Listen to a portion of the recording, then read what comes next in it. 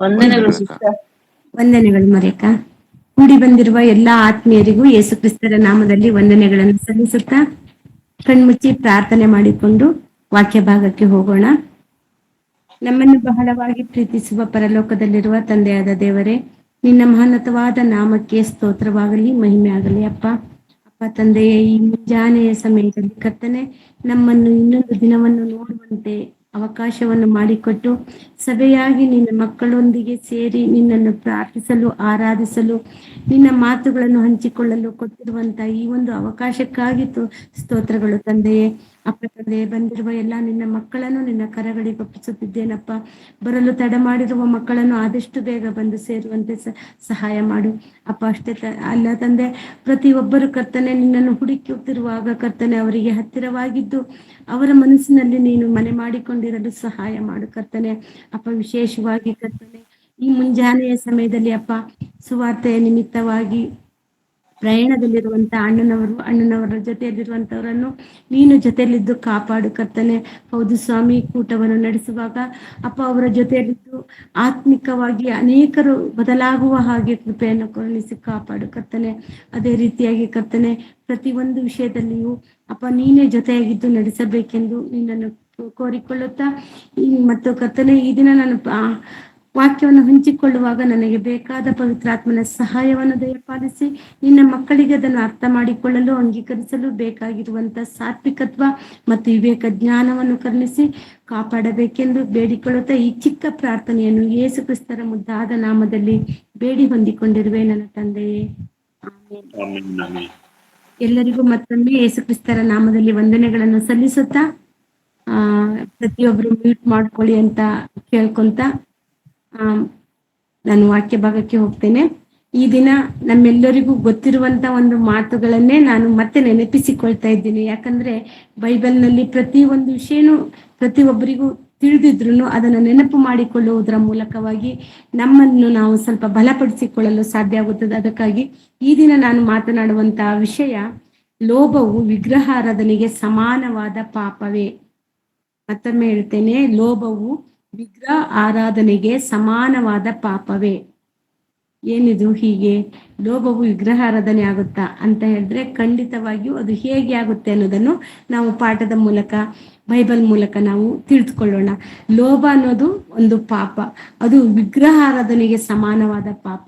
ಅದನ್ನು ನಾವು ಒಂದು ವಾಕ್ಯವನ್ನು ಫಸ್ಟ್ ಧ್ಯಾನಿಸಿ ಆಮೇಲೆ ನಾವು ವಾಕ್ಯ ಭಾಗಕ್ಕೆ ಹೋಗೋಣ. ಕೊಲೊಸ್ಸೆಯವರಿಗೆ ಬರೆದ ಪತ್ರಿಕೆ 3ನೇ ಅಧ್ಯಾಯ 5ನೇ ವಾಕ್ಯವನ್ನು ಓದಿಕೊಳ್ಳೋಣ. ಕೊಲೊಸ್ಸೆಯವರಿಗೆ ಬರೆದ 3ನೇ ಅಧ್ಯಾಯ 5ನೇ ವಚನ. ಆದದರಿಂದ ನಿಮ್ಮಲ್ಲಿರುವ ಭೂ ಸಂಬಂಧವಾದ ಭಾವಗಳನ್ನು ಸಾಯಿಸಿರಿ. ಜಾರತ್ವ, ಬಂಡುತನ, ಕಾಮಾಭಿಲಾಷೆ, ದುರಾಸೆ, ವಿಗ್ರಹಾರಾಧನೆಗೆ ಸಮವಾಗಿರುವ ಲೋಭ, ಇವುಗಳನ್ನು ವಿಸರ್ಜಿಸಿ ಬಿಡಿರಿ. Thank you brother. ಇಲ್ಲಿ ಸ್ಪಷ್ಟವಾಗಿ ಪೌಲನವರು ಬರೆಸುತ್ತಾ ಏನು ಹೇಳಿದಾರಂದ್ರೆ, ಭೂ ಸಂಬಂಧವಾದ ಭಾವಗಳನ್ನು ಸಾಯಿಸಿರಿ.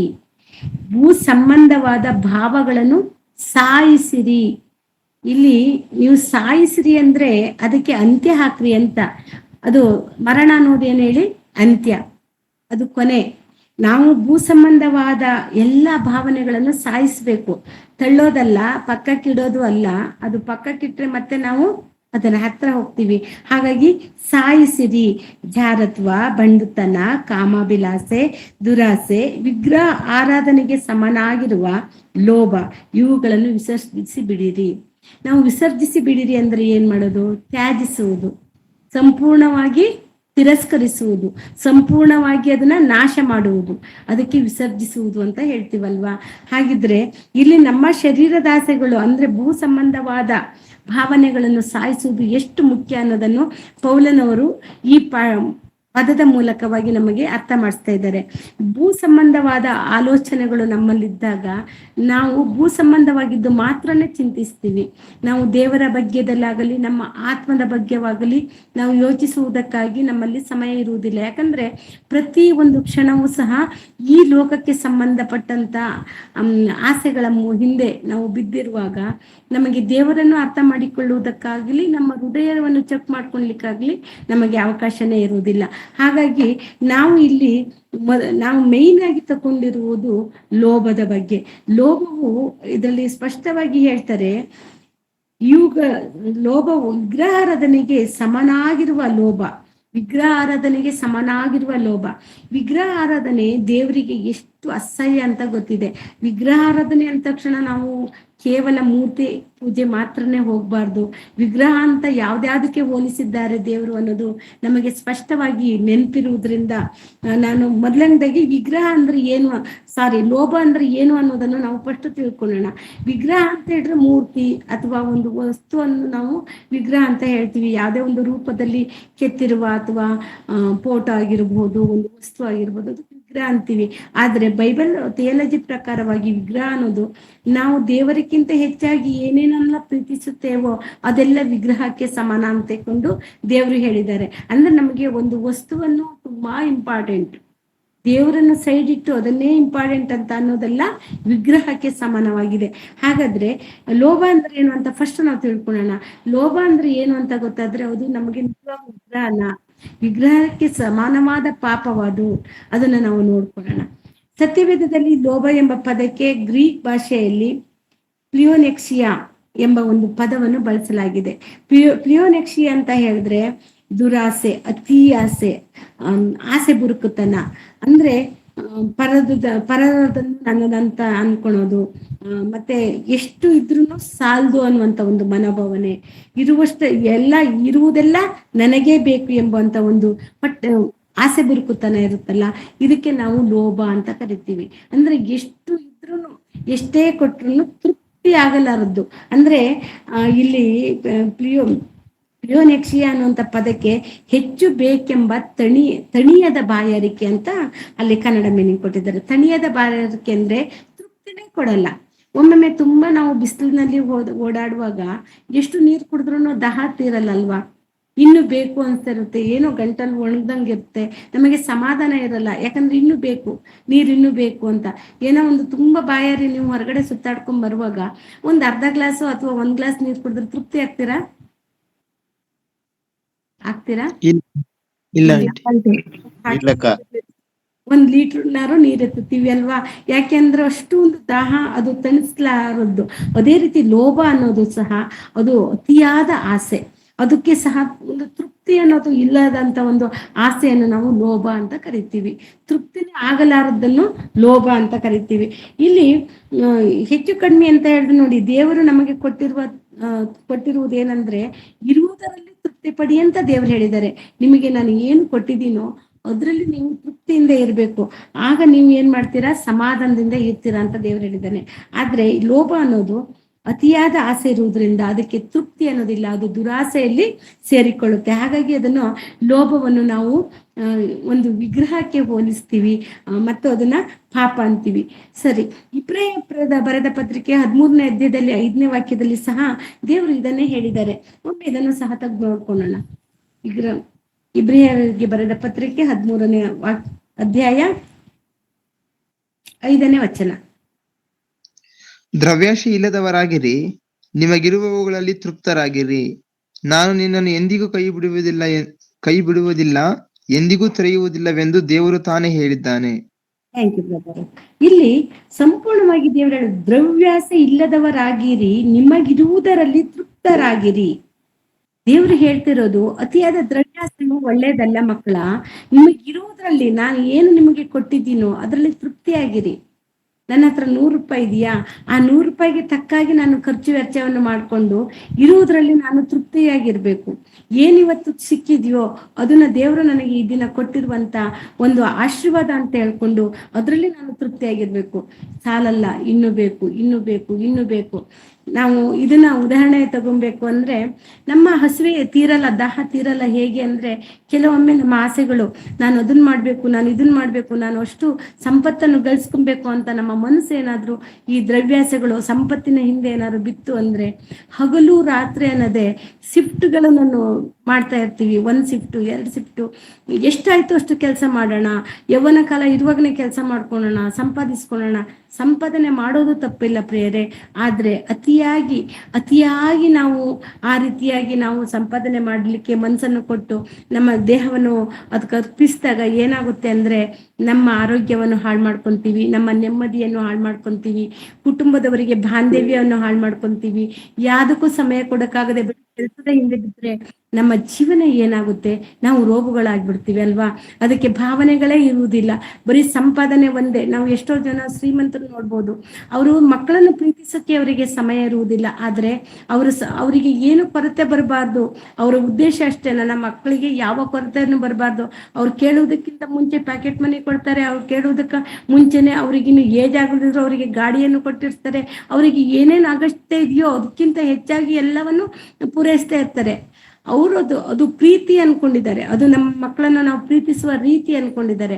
ಆದ್ರೆ ಮಕ್ಕಳನ್ನ ಪ್ರೀತಿನೇ ಮಾಡ್ಲಿಕ್ಕೆ ಸಮಯ ಕೊಡಲ್ಲ. ಯಾಕಂದ್ರೆ ಆ ಸಮಯವೆಲ್ಲ ದುಡಿಮೆ ಮಾಡ್ಲಿಕ್ಕೆ, ಸಂಪಾದನೆ ಮಾಡ್ಲಿಕ್ಕೆ, ಅವರಿಗೆ ಏನಿದ್ರು ಹಣ ಗಳಿಸ್ಬೇಕು, ಹಣದಿಂದನೇ ನನ್ನ ಮಕ್ಕಳನ್ನ ಪ್ರೀತಿಸ್ತೀನಿ ಅಂತ ತೋರಿಸ್ಬೇಕು ಅನ್ನುವಂತ ಉದ್ದೇಶದಿಂದ ಎಷ್ಟೋ ಜನರು ಚಿಕ್ಕ ಮಕ್ಕಳಾಗಲೂ ಸಹ ಮಕ್ಕಳಿಗೆ ಪ್ರೀತಿಯನ್ನು ಕೊಡಲಾಗದೆ ಮಕ್ಕಳಿಂದ ದೂರ ಆಗುವಂತ ಎಷ್ಟು ಸನ್ನಿವೇಶಗಳು ಬರುತ್ತೆ. ಕಾರಣ ತೃಪ್ತಿ ಇಲ್ಲದ್ದು, ಇರುವುದರಲ್ಲಿ ತೃಪ್ತಿ ಇಲ್ಲದೆ ಇರುವುದು, ದ್ರವ್ಯಾಸೆ, ಅತಿಯಾದ ಆಸೆಯಿಂದ.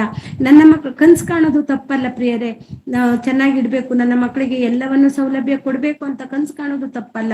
ಹಾಗಂತ ಮಕ್ಕಳಿಗೆ ಕೊಡಬೇಕಾಗಿದ್ದನ್ನೇ ಕೊಡದೆ ಇನ್ಯಾವುದನ್ನೋ ನಾವು ಮಾಡ್ಲಿಕ್ಕೆ ಹೋದ್ರೆ ಅದು ತಪ್ಪಾಗುತ್ತೆ. ಹಾಗಾಗಿ ಇಲ್ಲಿ ಇಬ್ರಿಯರು ಬರೆದ ಪತ್ರಿಕೆಯಲ್ಲಿ ಇಬ್ರಿಯ ಬರೆದ ಗ್ರಂಥಕರ್ತರು ಏನ್ ಹೇಳಿದ್ರು, ಎಷ್ಟು ಸ್ಪಷ್ಟವಾಗಿ ಹೇಳಿದಾರೆ ಅಂದ್ರೆ, ನಿಮಗಿರುವುದರಲ್ಲಿ ತೃಪ್ತಿಯಾಗಿರಿ.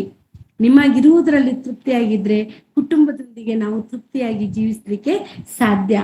ಅದೇ ರೀತಿ ನಾವು ನೋಡ್ಬೇಕು ಅಂದ್ರೆ ಯಾವ ರೀತಿ ತೃಪ್ತಿ ಏನು, ಬೇರೆಯವ್ರದನ್ನು ಆಶಿಸುವುದು. ಕೆಲವೊಮ್ಮೆ ಈ ತರನೂ ಇರುತ್ತೆ, ತನಗೆ ಎಷ್ಟೇ ಇದ್ರೂ ಬೇರೆಯವರಿಗೆ ಕೊಟ್ಟಿರುವುದು ಅದು ಇಷ್ಟ ಆಗಲ್ಲ.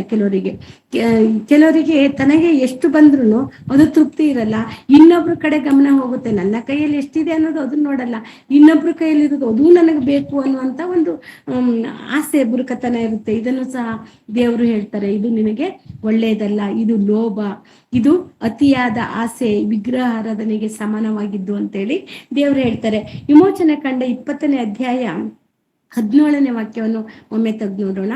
ವಿಮೋಚನೆ ಕಂಡ 20ನೇ ಅಧ್ಯಾಯ 17ನೇ ವಾಕ್ಯ.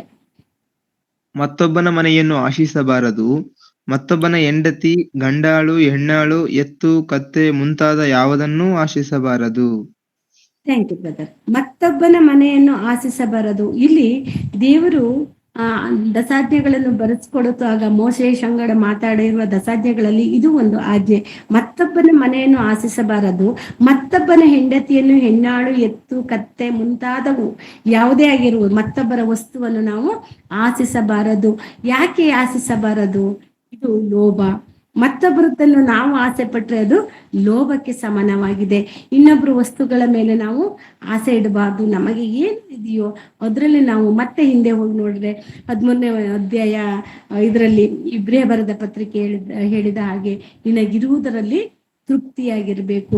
ಇನ್ನೊಬ್ಬರ ವಸ್ತುಗಳ ಬಗ್ಗೆದಲ್ಲಿ ನಾವು ಆಶಿಸಬಾರ್ದು. ಕಣ್ಣೆತ್ತಿ ಸಹ ಅವರ ಬಗ್ಗೆದಲ್ಲಿ ನಾವು ನೋಡಿ ಮನಸ್ಸಿನಲ್ಲಿ ಅದನ್ನ ತಂದುಕೊಳ್ಳುವಂತಹ ಒಂದು ಆಲೋಚನೆ ಬರದ ಹಾಗೆ ನಮ್ಮನ್ನು ನಾವು ನಡೆಸ್ಕೊಳ್ಬೇಕು. ಯಾಕಂದ್ರೆ ಪ್ರತಿಯೊಂದು ಅವರವರಿಗೆ ಕೊಟ್ಟಿದ್ದನ್ನು ಅವರು ಅನ್ಭವಿಸ್ಬೇಕೇ ವಿನಃ ಇನ್ನೊಬ್ಬರದನ್ನು ನೋಡಿ ನಾವು ಆಸೆ ಪಡಬಾರ್ದು, ಹೊಟ್ಟೆಗಿಚ್ಚು ಪಡಬಾರ್ದು. ಇಲ್ಲಿ ಬರೀ ಅಷ್ಟೇ ಬರಲ್ಲ, ಇಲ್ಲಿ ಲೋಭ ಅಂದ್ರೆ ಕೇವಲ ಹಣಕ್ಕೆ ಮಾತ್ರ ಸೀಮಿತವಾಗಿದ್ದು ಅಂತ ಅಲ್ಲ.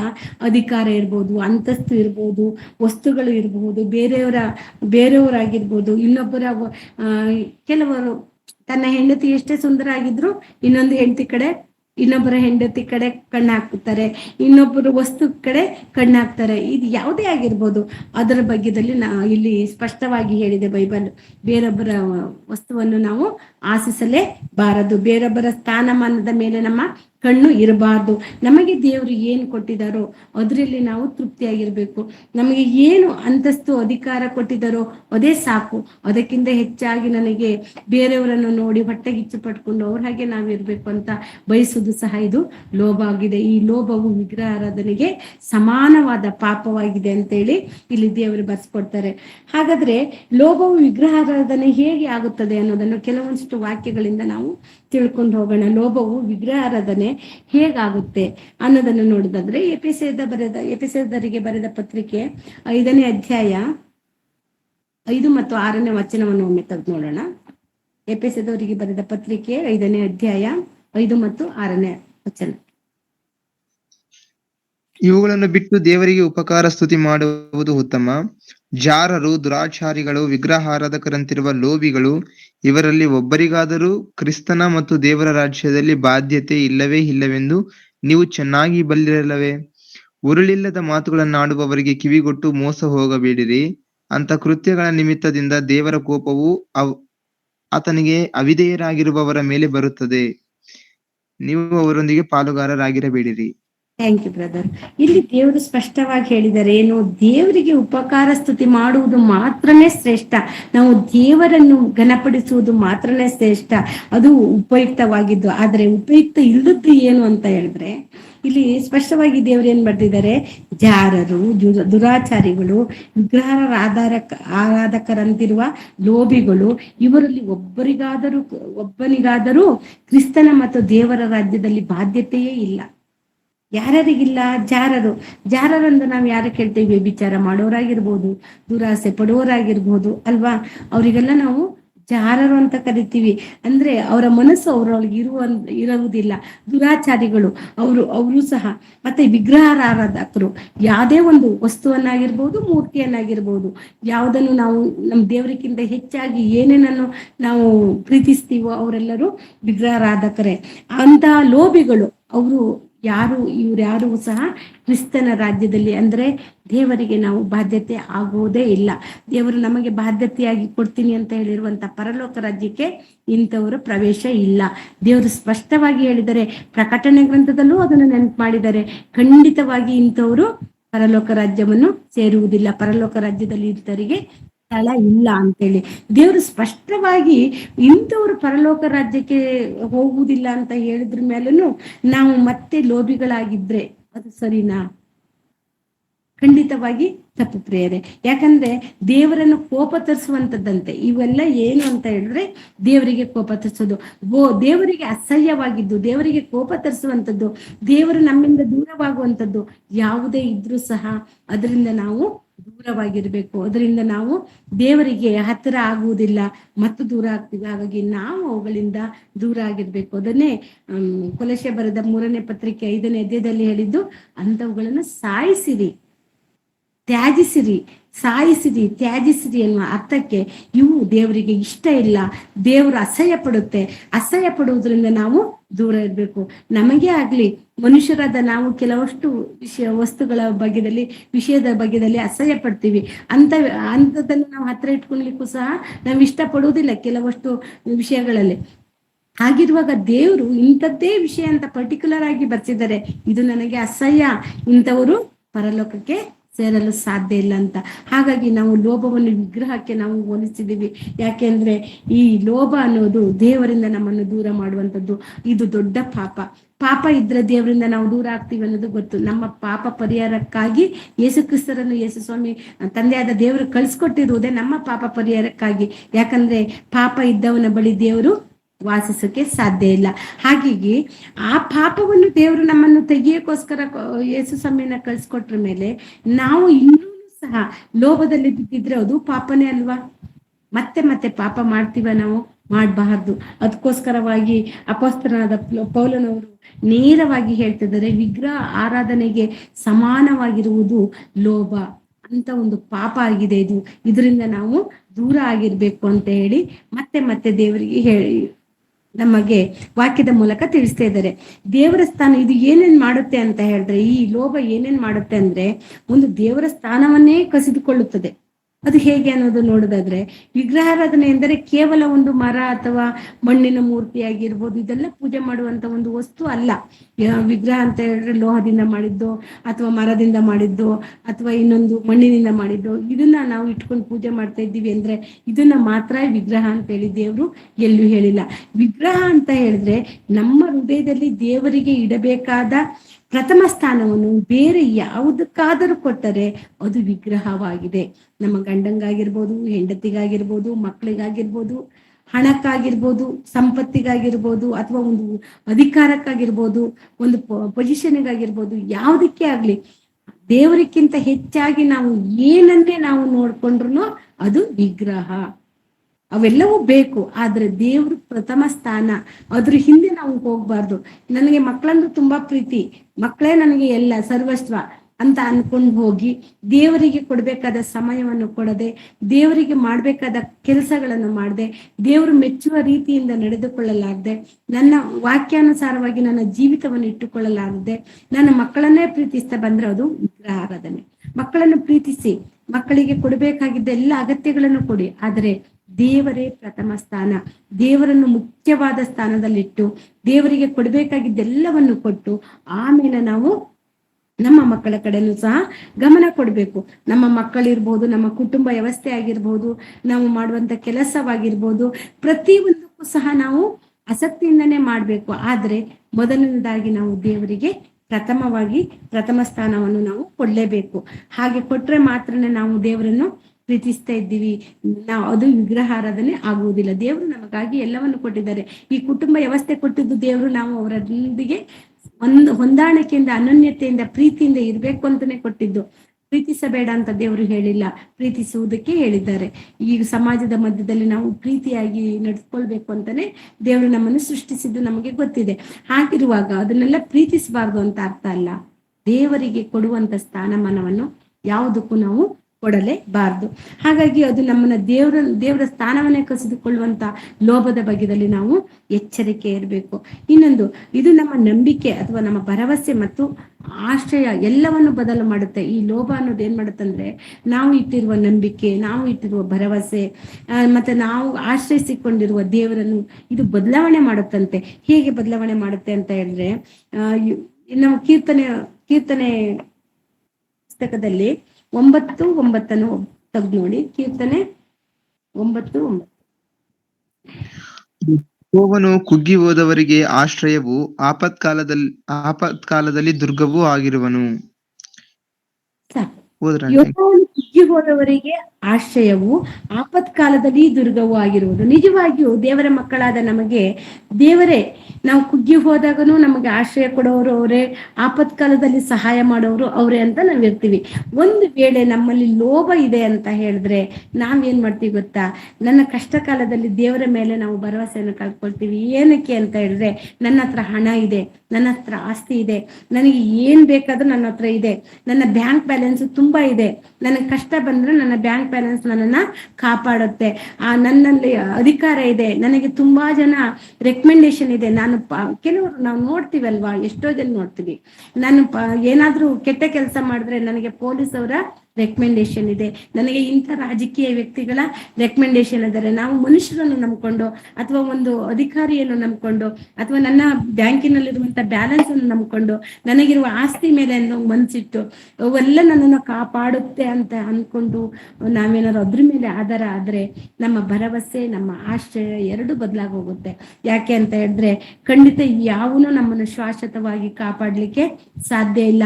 ನಮ್ಮ ಹಣ ಎಷ್ಟೇ ಇರ್ಬೋದು, ಬ್ಯಾಂಕ್ ಬ್ಯಾಲೆನ್ಸ್ ಪಡಿತಾ ಇರ್ಬೋದು, ಎಷ್ಟು ಇದ್ರೂ, ಬ್ಲ್ಯಾಕ್ ಮನಿ ಇದ್ರೂ ಸಹ ಅದು ಖಂಡಿತವಾಗಿ ನಮಗೆ ಆಶ್ರಯ ಕೊಡ್ಲಿಕ್ಕೆ ಸಾಧ್ಯ ಇಲ್ಲ. ನಮ್ಮ ಭರವಸೆಯನ್ನು ನಾವು ಏನು ನಿತ್ಯ ಲೋಕಕ್ಕೆ ಹೋಗ್ಬೇಕು ಅಂತ ನಂಬಿಕೆ ಇಟ್ಟುಕೊಂಡು ಅದಕ್ಕೆ ಎದುರು ನೋಡ್ತಾ ಇದ್ದೀವಲ್ಲ, ಆ ನಿರೀಕ್ಷೆಯನ್ನು ಪೂರೈಸೋಕ್ಕೂ ಸಹ ಸಾಧ್ಯ ಇಲ್ಲ. ಅದೆಲ್ಲ ಬ್ಯಾಂಕ್ ಬ್ಯಾಲೆನ್ಸು, ಅವರ ಆಸ್ತಿ ಪಾಸ್ತಿ ಎಲ್ಲ ಏನಿದ್ರು ಈ ಲೋಕದಲ್ಲಿ ಜೀವಮಾನಕ್ಕೆ ನಮಗೆ ಸಾಕೆ ಅಷ್ಟೇ ವಿನಃ ನಮ್ಮನ್ನು ಮುಂದಣ ಲೋಕಕ್ಕೆ ಅದು ಕರ್ಕೊಂಡು ಹೋಗ್ಲಿಕ್ಕೆ ಸಾಧ್ಯ ಇಲ್ಲ.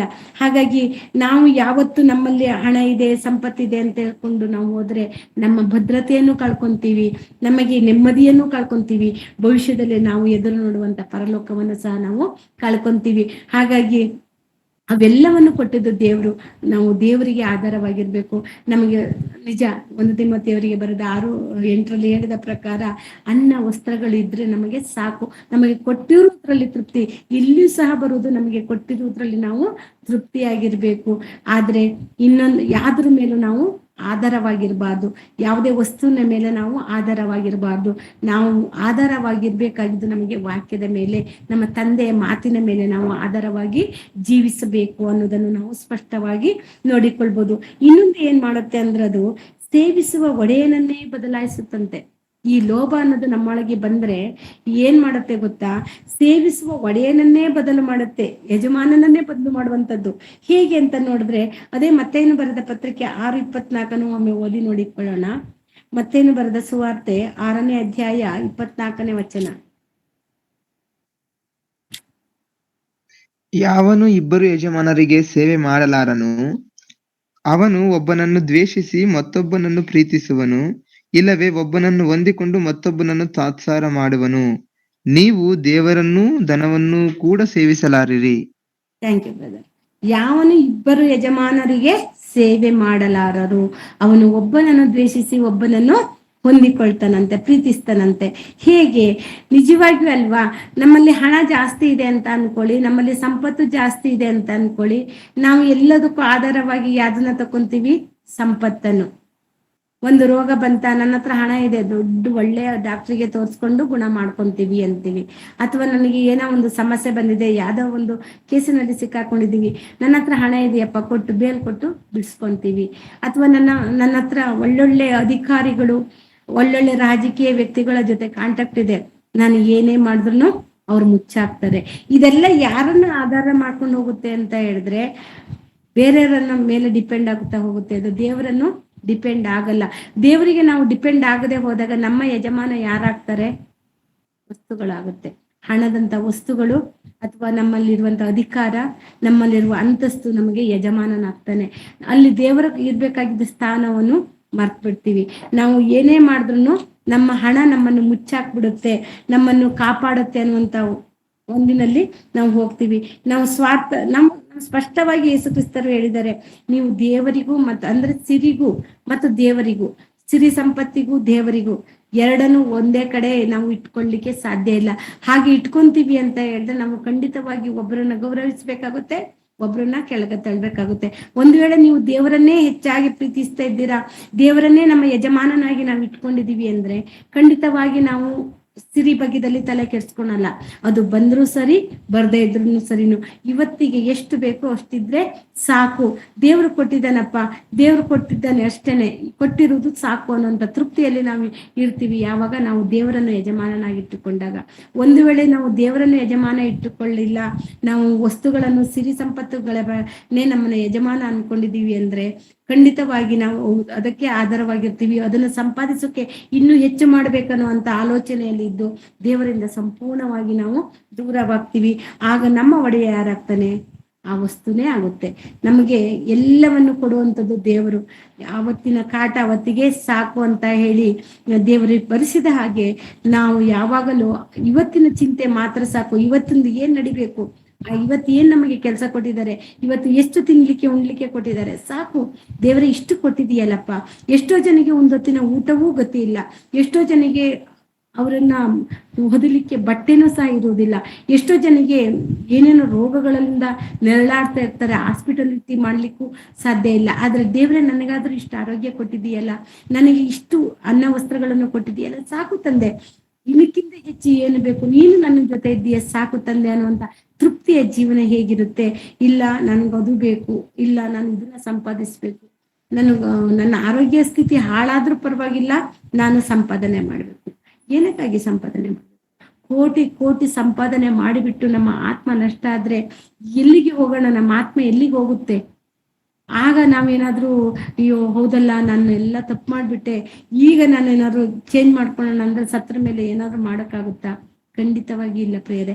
ಹಾಗಿರುವಾಗ ನಾವು ನಮ್ಮನ್ನು ಸರಿಯಾದ ರೀತಿಯಿಂದ ನಾವು ದೇವರ ಮುಂದೆ ನಡ್ಸ್ಕೊಂಡು ಹೋಗ್ಬೇಕು. ಹಾಗಾಗಿ ಮತ್ತೆ 6:24 ಹೇಳಿದ ಪ್ರಕಾರವಾಗಿ ನಾವು 2 ಯಜಮಾನರಿಗೆ ಸೇವೆ ಮಾಡ್ಲಿಕ್ಕೆ ಸಾಧ್ಯ ಇಲ್ಲ. ಒಂದು ಹಣವಾದ್ರೂ ಇಟ್ಕೊಬೇಕು, ಒಂದು ದೇವರಾದ್ರೂ ಇರ್ಬೇಕು.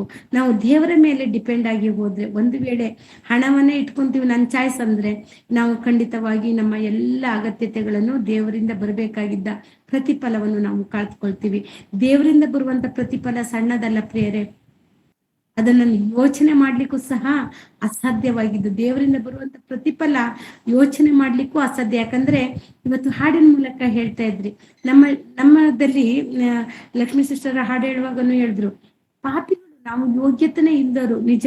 ಆದ್ರೂ ನಮಗೋಸ್ಕರವಾಗಿ ಯೇಸು ಸ್ವಾಮಿ ಬಂದು ನಮಗೋಸ್ಕರವಾಗಿ ಮರಣವನ್ನು ಜಯಿಸಿಕೊಟ್ಟಿದ್ದಾರೆ, ನಿರೀಕ್ಷೆಯನ್ನು ಇಟ್ಟಿದ್ದಾರೆ. ನಾನು ಬಂದು ನಿಮ್ಮನ್ನು ಕರ್ಕೊಂಡು ಹೋಗ್ತೀನಿ, ಪರಲೋಕಕ್ಕೆ ನಾನಿರುವ ಜಾಗಕ್ಕೆ ಕರ್ಕೊಂಡು ಹೋಗ್ತೀನಿ ಅಂತ ಹೇಳಿದ್ದಾರೆ.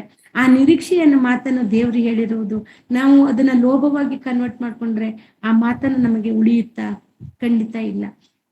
ಅದೇ ರೀತಿಯಾಗಿ ನಮ್ಮ ಶರೀರದ ಆಸೆ ಆಗಿರ್ಬಹುದು, ನಮ್ಮ ಆ ಭೂಲೋಕದ ಚಿಂತೆ ಭಾರಗಳನ್ನಾಗಿರ್ಬೋದು, ನಾವು ಹೊತ್ಕೊಂಡು ಎಷ್ಟು ದಿನ ನಡೀಲಿಕ್ಕಾಗುತ್ತೆ? ಅದನ್ನೆಲ್ಲ ದೇವರ ಮೇಲೆ ಹಾಕ್ಬೇಕು. ನಮಗೆ 108 ಚಿಂತೆ ಇರುತ್ತೆ. ಒಂದು ಕುಟುಂಬದಲ್ಲಿ ಅನೇಕ ತೊಂದರೆಗಳಿರುತ್ತೆ, ಅಥವಾ ವಿರೋಧವಾಗಿ ದೇವರಿಗೆ ವಿರೋಧವಾಗಿ ನಡೆಯುವಂತ ಕಾರ್ಯಗಳು ಎಷ್ಟೋ ಎದುರಾಗುತ್ತೆ. ಆದ್ರೆ ದೇವರ ಮೇಲೆ ಚಿಂತೆ ಹಾಕ್ಬೇಕು. ಆತನು ಸರ್ವಶಕ್ತನು, ಆತನು ನಮ್ಮನ್ನು ನಡೆಸುವನು. ಆತನನ್ನೇ ನಾವು ಆಧಾರವಾಗಿಟ್ಟು, ಆತನನ್ನೇ ನಮ್ಮ ಹೃದಯದ ಯಜಮಾನನಾಗಿಟ್ಕೊಂಡಾಗ ಪ್ರತಿಯೊಂದು ಕಾರ್ಯವನ್ನು ಅವರು ತಕ್ಕ ಸಮಯದಲ್ಲಿ ಏನ್ ಮಾಡ್ಬೇಕು ಅದನ್ನ ಮಾಡ್ತಾರೆ. ನಮ್ಮಲ್ಲಿ ಭರವಸೆ ಇರ್ಬೇಕು. ನಿಜ ಕೀರ್ತನೆಗಾರನು ಬರೆದ ಹಾಗೆ 37:5 ಪ್ರಕಾರವಾಗಿ ನಮ್ಮ ಎಲ್ಲಾ ಚಿಂತ, ಈ ಭೂಲೋಕದ ಚಿಂತ ಭಾರವನ್ನೆಲ್ಲ ದೇವರ ಮೇಲೆ ಹಾಕಿ ನಾವು ನಡೆಯಬೇಕು. ಆತನನ್ನು ನಮ್ಮ ಯಜಮಾನನಾಗಿ ಇಟ್ಟುಕೊಳ್ಬೇಕು. ಸರಿ, ಹಾಗಿದ್ರೆ ಲೋಭವು ತಂದಿರುವ ಅಪಾಯಗಳು, ನಾವು ಇಲ್ಲಿವರೆಗೆ ನೋಡಿದ್ದೆಲ್ಲದು ಅಪಾಯಗಳೇನೆ. ಲೋಭ ಏನೇ ತಂದಿದ್ರು ಅದು ಅಪಾಯಗಳೇ. ಆದ್ರೆ ಇನ್ನೂ ಒಂದು ಬೈಬಲ್ ದೃಷ್ಟಿಕೋನದಲ್ಲಿ ನಾವು ಇನ್ನು ನೋಡ್ಕೊಂಡು ಹೋಗುವಾಗ, ಇದು ದೇವರ ವಾಕ್ಯವನ್ನು ಅಡಗಿಸಿ ಬಿಡುತ್ತದೆ. ಯಾವುದು? ಈ ಲೋಭವು ನಮ್ಮಲ್ಲಿ ಇದ್ದಾಗ ದೇವರ ವಾಕ್ಯವನ್ನು ಸಂಪೂರ್ಣವಾಗಿ ಮುಚ್ಚಿ ಹಾಕಲ್ಪಡುತ್ತಂತೆ.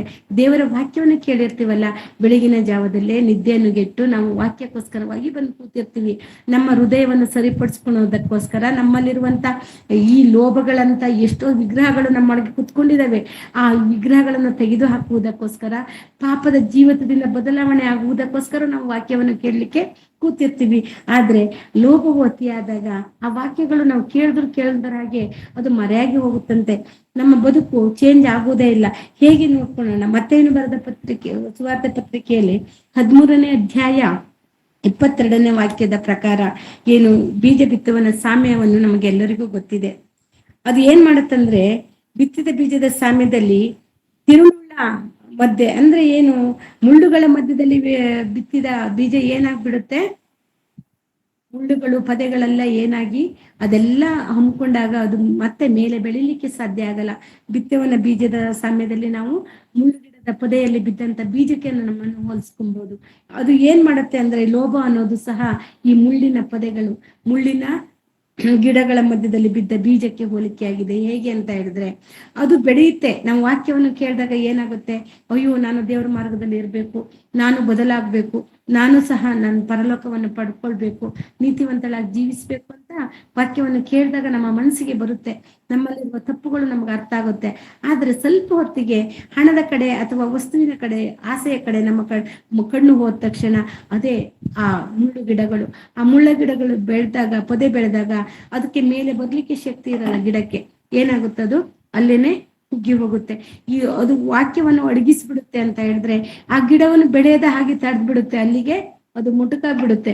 ಹಾಗೇನೆ ನಮ್ಮ ಜೀವನದಲ್ಲಿ ಲೋಭಗಳು ಬಂದಾಗ, ದುರಾಸೆಗಳು ಬಂದಾಗ, ಅತಿಯಾದ ಆಸೆಗಳು ಬಂದಾಗ ದೇವರ ವಾಕ್ಯವನ್ನು ಸಹ ಅದು ಅಡಗಿಸ್ಬಿಡುತ್ತಂತೆ.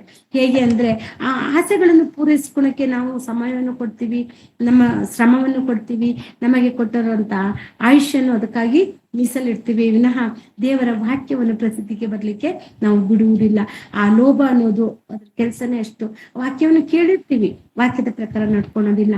ವಾಕ್ಯವನ್ನು ಹೇಳಿರ್ತಾರೆ, ವಾಕ್ಯವನ್ನು ಕೇಳಿರ್ತೀವಿ, ನಾವು ಸಹ ವಾಕ್ಯವನ್ನು ಹೇಳಿರ್ತೀವಿ, ಆದ್ರೆ ಆ ವಾಕ್ಯದ ಪ್ರಕಾರ ನಡ್ಕೊಂಡಿಲ್ಲ ಅಂದ್ರೆ ನಮ್ಗೆ ಏನು ಅರ್ಥ ಇದೆ ಹೇಳಿ? ಆ ಜೀವನಕ್ಕೆ ಅರ್ಥವೇ ಇಲ್ಲ. ಪ್ರತಿಯೊಬ್ಬರು ಸಹ ವಾಕ್ಯವನ್ನು ಮರೆಮಾಚುವಂಥದ್ದು ನಮ್ಮೊಳಗೆ ಇರುವಂತ ಲೋಭ. ಆ ಲೋಭ ನಮ್ಮೊಳಗೆ ಇತ್ತು ಅಂದ್ರೆ ಆ ವಾಕ್ಯವನ್ನು ಸಹ ಅಡಗಿಸಿ ಬಿಡುತ್ತಂತೆ. ಹಾಗಾಗಿ ನಮ್ಮೊಳಗೆ ಲೋಭ ಬರದ ಹಾಗೆ ನಾವು ಎಚ್ಚರಿಕೆಯಿಂದ ಇರೋಣ. ಬಿತ್ತಿದ ವಾಕ್ಯಗಳು ಪ್ರತಿನಿತ್ಯವೂ ನಮಗೆ ಯೇಸು ಸ್ವಾಮಿಯು ವಾಕ್ಯದ ರೂಪದಲ್ಲಿ ನಮ್ಮ ಜೊತೆಗೆ ಮಾತಾಡ್ತಾ ಇದ್ದಾರೆ. ಅವರು ನಮ್ಮೊಳಗೆ ಇದ್ದಾರೆ. ಅವರು ನಮ್ಮೊಳಗೆ ಇರುವಾಗ ನಮ್ಮ ಎಲ್ಲ ಚಿಂತ ಭಾರವನ್ನು ಅವರಿಗೆ ಹಾಕಿ ನಾವು ಜೀವಿಸಬಹುದಲ್ವಾ? ಯಾಕೆ ಜೀವಿಸ್ತಾ ಇಲ್ಲ ಅಂದ್ರೆ, ನಮ್ಮ ಲೋಭಗಳು ನಮಗೆ ಅಡ್ಡ ಮಾಡ್ತಾ ಇದ್ದಾವೆ. ಅದು ವಾಕ್ಯಗಳನ್ನು ನುಂಗಿ ಹಾಕ್ತಾ ಬಿಡ್ತಾ ಇದ್ದಾವೆ. ಹಾಗಾಗಿ ಲೋಭಗಳು ನಮ್ಮೊಳಗೆ ಇದಾವ ಅನ್ನೋದು ನಾವು ಪ್ರತಿ ಕ್ಷಣದಲ್ಲೂ ನಾವು ಚೆಕ್ ಮಾಡಿಕೊಂಡು ವಾಕ್ಯಕ್ಕೆ ನಾವು ಮನ್ನಣೆಯನ್ನು ಕೊಡಬೇಕು. ಎರಡನೇದಾಗಿ ನೋಡುವಾಗ, ಯೇಸು ಕ್ರಿಸ್ತರ ಕಟ್ಟುನಿಟ್ಟಾದ ಒಂದು ಎಚ್ಚರಿಕೆ ಏನಿದೆ ಅಂದ್ರೆ, ಲೂಕನು ಬರೆದ ಸುವಾರ್ತೆಯಲ್ಲಿ 12ನೇ ಅಧ್ಯಾಯ, ಲೂಕನ ಬರೆದ ಸುವಾರ್ತೆ 12ನೇ ಅಧ್ಯಾಯ 15ನೇ ವಾಕ್ಯವನ್ನು ಒಮ್ಮೆ ತೆಗೆದು ನೋಡೋಣ. ಲೂಕ 12:15. ಎಲ್ಲಾ ಲೋಭಕ್ಕೂ ಎಚ್ಚರಿಕೆಯಾಗಿದ್ದು ನಿಮ್ಮನ್ನು ಕಾಪಾಡಿಕೊಳ್ಳಿರಿ. ಒಬ್ಬನಿಗೆ ಎಷ್ಟು ಆಸ್ತಿ ಇದ್ದರೂ ಅದು ಅವನಿಗೆ ಜೀವಾಧಾರವಾಗುವುದಿಲ್ಲ. ಸಾಕು. ಇಲ್ಲಿ ಎಲ್ಲಾ ಲೋಭಕ್ಕೂ ಎಚ್ಚರಿಕೆಯಾಗಿದ್ದು ನಿಮ್ಮನ್ನು ಕಾಪಾಡಿಕೊಳ್ಳಿರಿ. ಒಬ್ಬನಿಗೆ ಎಷ್ಟೇ ಆಸ್ತಿ ಇದ್ದರೂ ಅದು ಅವನಿಗೆ ಜೀವಾಧಾರವಾಗುವುದಿಲ್ಲ. ಸ್ಪಷ್ಟವಾಗಿ ದೇವರು ಬರ್ತಾ ಇದ್ದಾರೆ. ಯೇಸು ಸ್ವಾಮಿಯವರು ಹೇಳ್ತಾ ಇರುವಂತ ಮಾತುಗಳನ್ನು ಸುವಾರ್ತೆಯಲ್ಲಿ ಲೂಕನವರು ಬರುತ್ತಾ ಇದ್ದಾರೆ. ಏನಂದ್ರೆ, ಎಲ್ಲಾ ಲೋಭಗಳಲ್ಲಿ ಎಚ್ಚರಿಕೆಯಾಗಿರಿ. ಒಂದಲ್ಲ, ಲೋಭಗಳು ಅನ್ನೋದು ಅನೇಕ ಇದಾವೆ. ಲೋಭಗಳು ಒಂದೇ ಅಂತ ಹೇಳಲಿಕ್ಕೆ ಬರುವುದಿಲ್ಲ. ಲೋಭ ಅನ್ನೋದು ತುಂಬಾ ವಿಧದಲ್ಲಿ ನಮ್ಮೊಳಗೆ ಕೂತಿರುತ್ತೆ.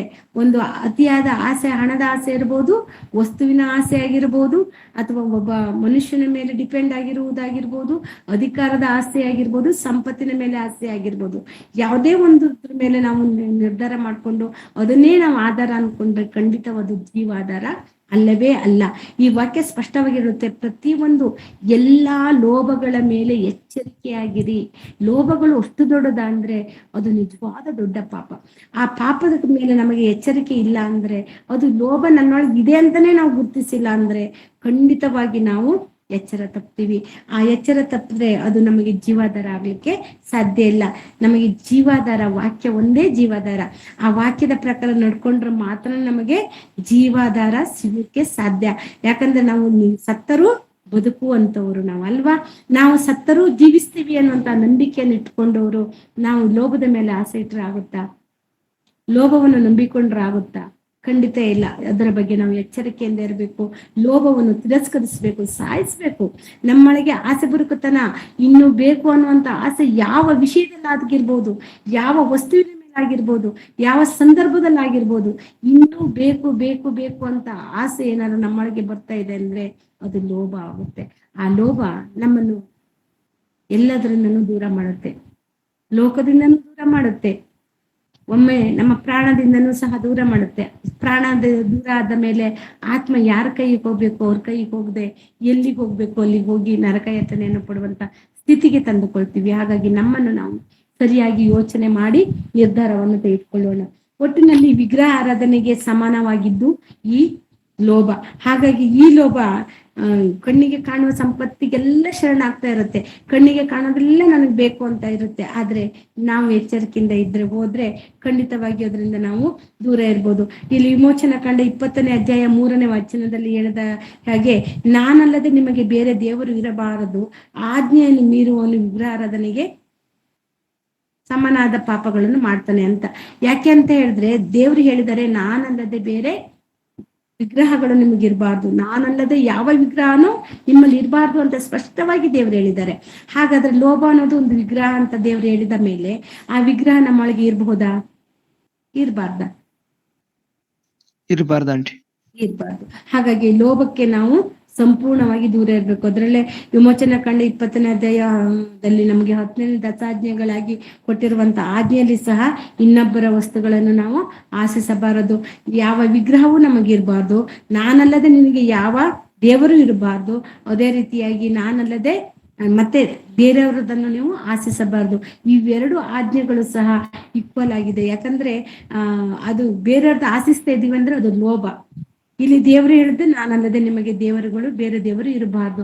ಆ ದೇವರುಗಳನ್ನು ನಾವು ವಿಗ್ರಹ ರೂಪದಲ್ಲಿ ನಾವು ಸಹ ನಾವು ಅದನ್ನು ತೆಗೆದುಕೊಳ್ತೀವಿ. ಹಾಗಾಗಿ ನಮ್ಮಲ್ಲಿ ಇರ್ಬೇಕಾಗಿದ್ದು ದೇವರಿಗೆ ಮಾತ್ರನೇ ಪ್ರಥಮ ಸ್ಥಾನ, ಬಿಟ್ರೆ ಬೇರೆ ಯಾವುದು ನಮ್ಮಲ್ಲಿ ಇರಬಾರ್ದು ಅನ್ನೋದನ್ನು ಸ್ಪಷ್ಟವಾಗಿ ನಮಗೆ ಬೈಬಲ್ ವಾಕ್ಯ ತಿಳಿಸುತ್ತೆ.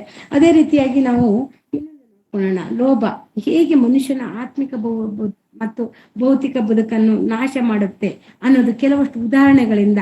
ಅಂದ್ರೆ ಸತ್ಯವೇದದಲ್ಲಿ ಜೀವಂತ ಉದಾಹರಣೆಗಳು ಎಷ್ಟೋ ಇದಾವೆ. ಈ ಲೋಭದಿಂದ ಮನುಷ್ಯನು ಎಷ್ಟು ಹಾಳಾಗ್ತಾನೆ, ಆತನ ಭೌತಿಕವಾದ ಬದುಕನ್ನು ಹಾಳು ಮಾಡ್ಕೊಂತಾನೆ, ಆತ್ಮಿಕವಾದ ಜೀವಿತವನ್ನು ನಾಶ ಮಾಡ್ಕೊಂತಾನೆ. ಅದನ್ನು ನಾವು ಕೆಲವೊಂದು ಉದಾಹರಣೆಗಳನ್ನು ನೋಡ್ಕೊಳ್ಳೋಣ. ಯಾಕಂದ್ರೆ ನಮಗೆ ಜೀವಂತ ಸಾಕ್ಷಿ ಅಂದ್ರೆ ಬೈಬಲ್ ನಲ್ಲಿರುವಂತ ಭಕ್ತರ ಜೀವಿತ ಇರಬಹುದು, ಅಥವಾ ಅನೇಕ ವ್ಯಕ್ತಿಗಳ ಜೀವಿತ ಆಗಿರ್ಬೋದು, ನಮಗೆ ಪಾಠ ಕಲಿಸುವಂಥದ್ದು. ಮೊದಲನೇದಾಗಿ ನಾವು ಯೋಸೇಫ ಗ್ರಂಥದಲ್ಲಿ 7ನೇ ಅಧ್ಯಾಯದಲ್ಲಿ ಆಕಾನ್ ಅನ್ನೋರ ಬಗ್ಗೆದಲ್ಲಿ ನಾವು ನೋಡ್ತೀವಿ. ನಾವು ಪಾಠ ಓದೋದು ಬೇಡ, ಯೋಸೇಫ ಗ್ರಂಥ 7ನೇ ಅಧ್ಯಾಯ ಅಂತ ಬರ್ಕೊಳ್ಳಿ.